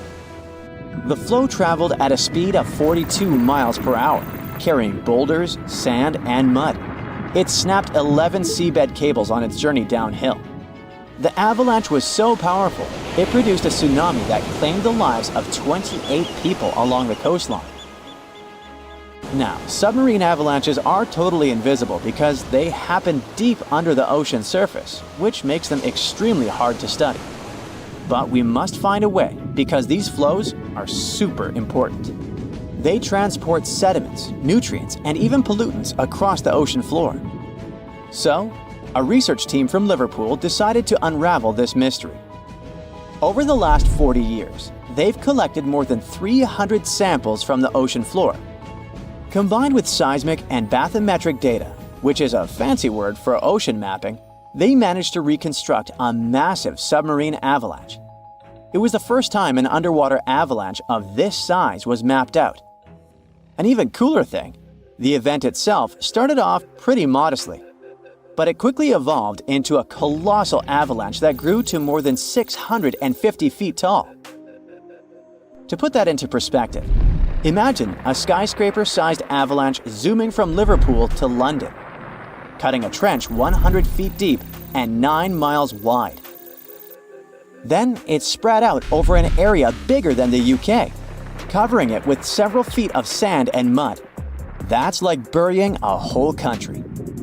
These findings are actually a big deal because they show that even a small underwater landslide can turn into something massive and super destructive. But that's not the worst. Think about undersea internet cables, which are essential for global communication. There are more than 550 active seafloor cables around the world. Their combined length is a whopping 870,000 miles. That's enough to wrap around our planet 35 times. When a submarine avalanche breaks seafloor cables, the effects are usually super expensive and devastating. For example, in 2006, an earthquake in Taiwan triggered underwater avalanches that cut loads of seafloor cables connecting Southeast Asia with the rest of the world. The largest internet operator in China had a 90% loss of traffic to the USA at the peak of the event. As for Taiwan itself, it experienced between 74 to 100% loss in traffic to neighboring islands. So now you probably get why we need to learn more about this natural phenomenon. Luckily, researchers at Tulane University have found a way to study it in 3D. Previous studies only looked at submarine avalanches in 2D, which didn't give the full picture of how they actually behaved. The new research focused on how underwater flows interacted with mini basins, natural features on the ocean floor that look like shallow bowls. Despite being called mini, these bowls can be huge, up to 4 square miles. When turbidity currents flow into these mini basins, they don't just stop. No, they hit the far side and curl back around like water eddies in a stream. These swirling flows move the sediment around before it settles on the ocean floor. The size of the mini basin and the speed of the flow can change how the current behaves. If the basin is big and the current is slow, it starts to fill up with sediment. But if you crank up the flow speed or shrink the basin, the current starts to overflow, spilling over the basin. To study all this, the researchers created a mini version of a mini basin in a pool and used different speeds of flow to simulate turbidity currents. They even made their own sediment mixtures to see how different sizes of particles would behave. In the end, they managed to mimic real-life ocean conditions, but on a smaller, manageable scale. Pretty cool, huh? Hey, quick question. How many continents are there? 7? Maybe 5? There's no correct answer. According to different approaches, the range is between 4 to 7. But it might actually be as many as 8. Chances are, a lost continent has recently been found between Greenland and Canada. This new continent discovery could also potentially be the key to how microcontinents form. What does this all mean, and what makes this hidden landmass near Greenland so important? Now, if you're like me, and if you are, then there's two of us, when you hear the word continent, you probably think of land like Europe or Africa, places above water where people live. But in science, a continent isn't about being above sea level. It's about what the land is made of. Earth's outer layer, called the crust, comes in two main types, continental and oceanic. Continental one is thicker, lighter, and made of different types of rock, like granite. The oceanic crust is thinner, heavier, and made mostly of dark volcanic rock. Now, the discovery under the Davis Strait between Greenland and Canada appears to be a piece of continental landmass, even though it's under the ocean. Scientists call it a proto-microcontinent because it began to break off from a larger terrain millions of years ago, but never quite made it. As tectonic plates slowly shifted, the Earth's crust in this region stretched and cracked. One chunk started to split away, but for some reason, the process stopped. It didn't drift off like a full continent, and it didn't sink like ocean crust either. Instead, it stayed right there, floating beneath the waves all this time. This makes it different from true microcontinents, like Zealandia, which have completely detached and now exist as separate tectonic blocks. Zealandia is a submerged microcontinent near New Zealand. About 94% of it lies underwater, but because it's made of continental crust, many geologists say it qualifies as Earth's eighth continent. However, Zealandia is still debated because it's too big to be a microcontinent, and there's no official global body to define its status. There's no global organization like the UN or some kind of international geology council that can declare, hey, this is a new continent. Unlike Madagascar, which is fully above sea level and widely accepted by geologists as a classic example of a microcontinent, Zealandia is still waiting for a proper label. I know you're probably wondering, isn't Madagascar an island? The simple answer is, it's both. It's the fourth largest island in the world, completely surrounded by water. But it's also geologically considered a microcontinent because it broke off from the supercontinent Gondwana around 88 million years ago and is made of continental crust, not oceanic crust. Unlike volcanic islands like Hawaii, this isn't just built from lava. It's a real piece of ancient continental crust.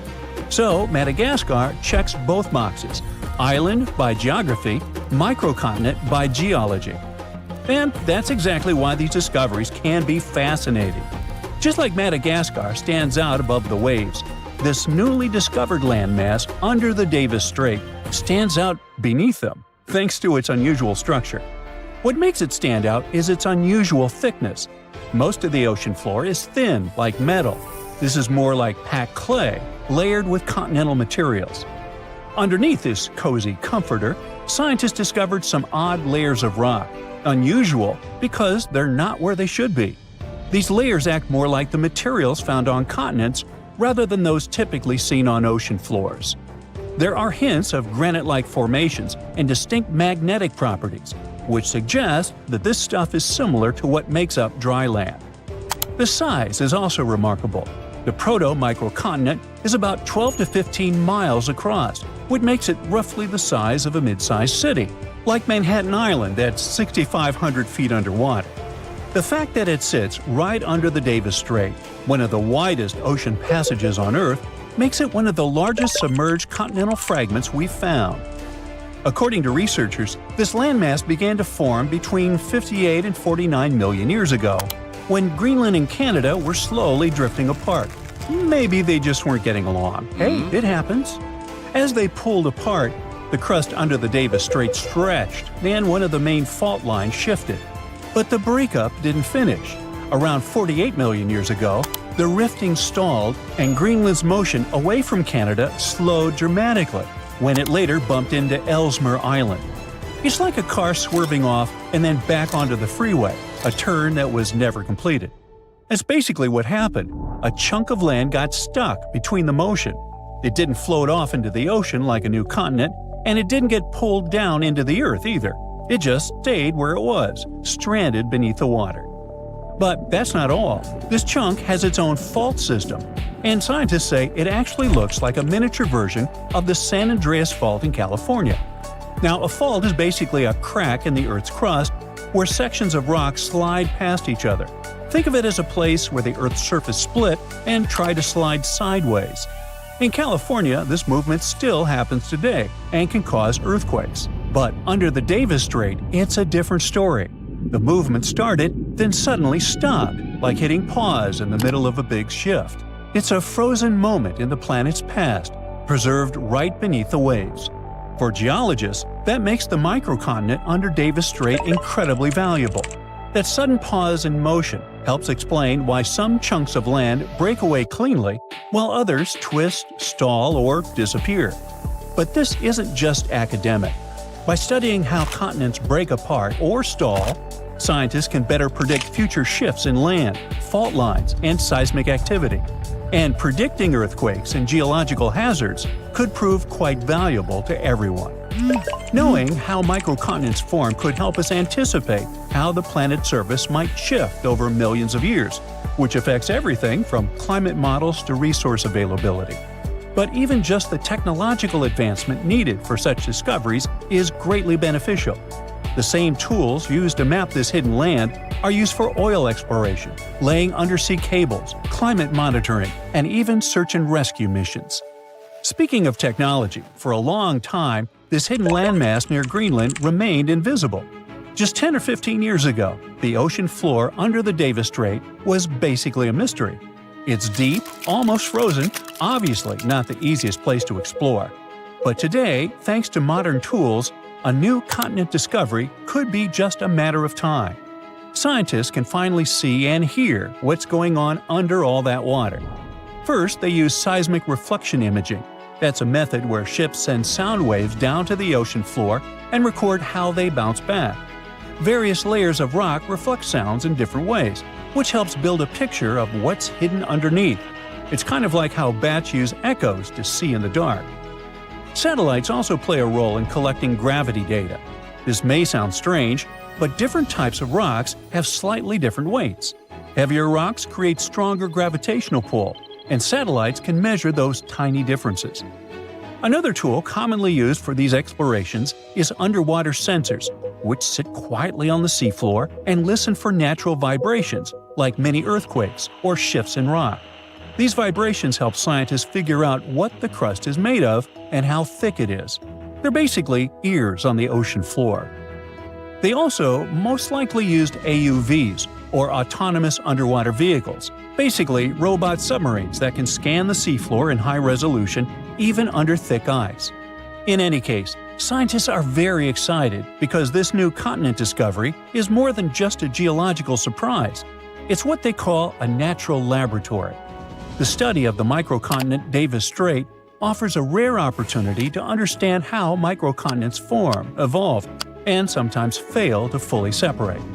It also reminds us that Earth's crust isn't as neatly divided as we once thought. Beneath the ocean, there may be other hidden landmasses near Greenland or elsewhere, almost continents just waiting to be found. This lost continent of Canada may not have made it as a fully fledged landmass, but its discovery is already reshaping how we view plate tectonics. And thanks to advances in technology, places we once ignored are now offering up secrets about the planet's deep past, and maybe even its future.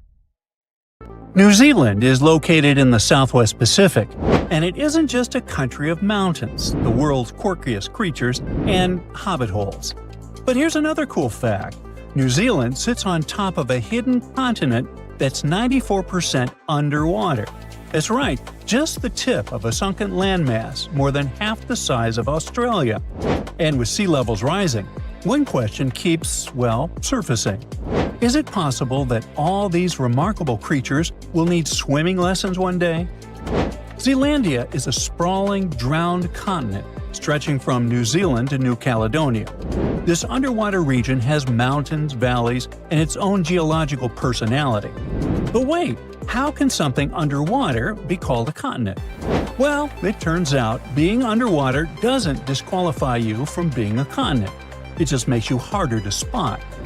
Most people think of continents as giant land masses you can walk on.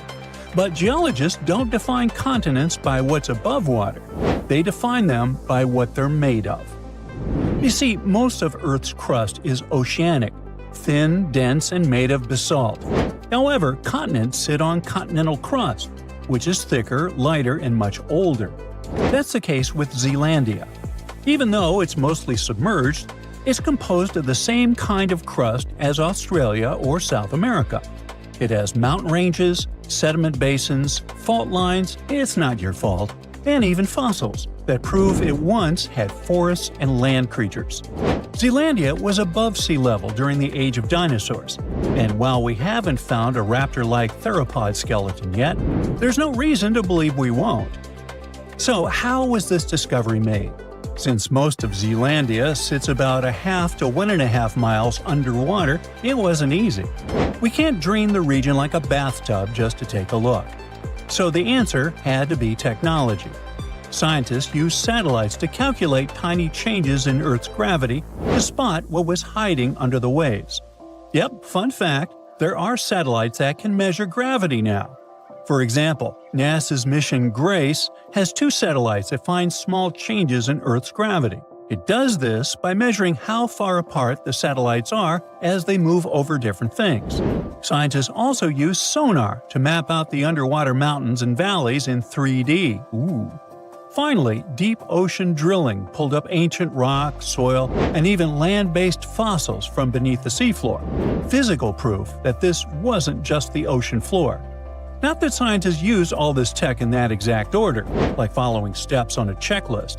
It actually took decades of overlapping data from land, sea, and space to connect the dots. By the early 2000s, enough evidence had piled up that some geologists began to speak openly about a possible hidden continent. Still, it wasn't until 2017 that Zealandia was formally proposed as one, backed by clear geological criteria. And in 2023, after decades of mapping and research, Zealandia became the first continent to be fully mapped while almost entirely underwater. But why did it sink in the first place?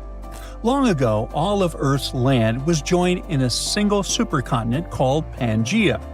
Around 200 million years ago, yeah, I wasn't around then, it began to split apart. The northern half became Laurasia, which included what is now North America, Europe, and most of Asia. The southern half became Gondwana, made up of present-day South America, Africa, Antarctica, Australia, India, and Zealandia. About 85 million years ago, Zealandia broke off from Gondwana. It used to be connected to Australia and Antarctica, but when it split, its crust became too thin and stretched out. That made it less sturdy and more prone to sinking. You can think of it like a piece of ice that floats lower in the water after it breaks off a bigger chunk. Over time, tectonic forces, like plate movement and the loss of its deeper support, caused most of it to sink. It didn't just sink because it was weak, but because it was pulled down by Earth's shifting plates. It settled lower into the mantle because it didn't have the structure to stay higher up. Today, only the highest ridges, like New Zealand, remain above water. That's kind of cool to think about. If Zealandia had never sunk, Wellington would be somewhere up to 9,800 feet high. That's higher than Aspen, Colorado. Now, we know New Zealand is packed with weird and wonderful animals, birds that can't fly, bugs that glow, sheep that outnumber people. But what about its underwater world? Is it just as special? Actually, yeah. And honestly, maybe even cooler. Zealandia's sunken edges are home to marine life that's just as unique and isolated as the wildlife on land. We're talking thousands of species that evolved in near total obscurity, tucked away on a submerged continental shelf. Think of it as Earth's secret underwater lab. This is all thanks to diverse temperatures and over 50 different habitats in coastal regions alone. Take fish, for example. Some are delicious. But around 300 species found in these waters are endemic, meaning if you don't live near New Zealand, you'll never see them. This cute little fish is called southern lemon sole, and it stands out with its asymmetrical, pancake-like body and the odd habit of burying itself almost completely in sand, leaving just its eyes poking out. And the deeper you go, the stranger it gets. Zealandia's underwater slopes and canyons have creatures that feel like they were designed during a power outage at the Evolution Lab. My favorite is carnivorous sponges. Yep, sponges that eat meat. There are also sea daisies, which are small, flat, round creatures that don't seem to fit neatly into any specific family of animals. Scientists have discovered these unique little animals hanging onto sunken wood more than half a mile deep in the ocean. They're so unusual that researchers almost created a separate category just for them in the echinoderm family tree, which includes other marine life like starfish and sea urchins. And then there's the New Zealand scampi, a lobster-like crustacean that lives in muddy burrows on the ocean floor. This creature snacks on jelly-like blobs, ghost sharks, and pretty much anything that floats by. Even seaweeds are unique there, although they're not as cool as predatory sponges. Oh, by the way, an interesting fact about the regions close to New Zealand is that they hide active underwater volcanoes. The most famous one is called Brothers Seamount. It's located about 210 miles northeast of New Zealand. It's a massive underwater volcano with a crater at the top, constantly bubbling with heat and chemicals. What makes it fascinating is that these vents, called black smokers, support ecosystems that don't rely on sunlight. Instead, bacteria use chemicals like sulfur to produce energy, a process called chemosynthesis. These bacteria form the base of a food chain that includes species like tube worms and deep-sea shrimp, which are adapted to survive in extreme heat, pressure, and complete darkness. That's not typical for most ocean life, which depends on photosynthesis and stable conditions. Brothers Seamount is also loaded with metals like copper and zinc, making it scientifically valuable and, potentially, commercially tempting. So it goes without saying that Zealandia is incredibly important to scientists. It offers a unique window into Earth's geological and biological history. It's like a time machine and a natural lab that helps scientists piece together Earth's history. So, in the end, could New Zealand end up underwater due to water levels rising naturally with each century? If you're imagining New Zealand slowly disappearing beneath the waves, like a real-life Atlantis myth, don't. Even with sea levels rising, that kind of full-on submersion just isn't likely, even in the worst-case scenario. New Zealand's tallest point, Mount Aoraki, stands over 12,000 feet above sea level. For the ocean to cover that, it would need to rise by more than 2 miles. And unless Earth suddenly turns into a water balloon, that's not happening. Okay, but what about sinking? Could it sink like Zealandia did? Zealandia sank because it had a thin, stretched-out crust. It didn't have the strength to stay up. But New Zealand? It's sitting on the sturdy, lifted backbone of the continent. In fact, thanks to tectonic plate collisions, parts of it are actually rising every year. And not just rising, shaking too. Zealandia has active tectonic plate boundaries, which is why the region gets so many earthquakes and volcanic events. So, while Zealandia may be almost entirely underwater, New Zealand is holding its ground, literally. In other words, the Kiwi won't need swimming lessons anytime soon.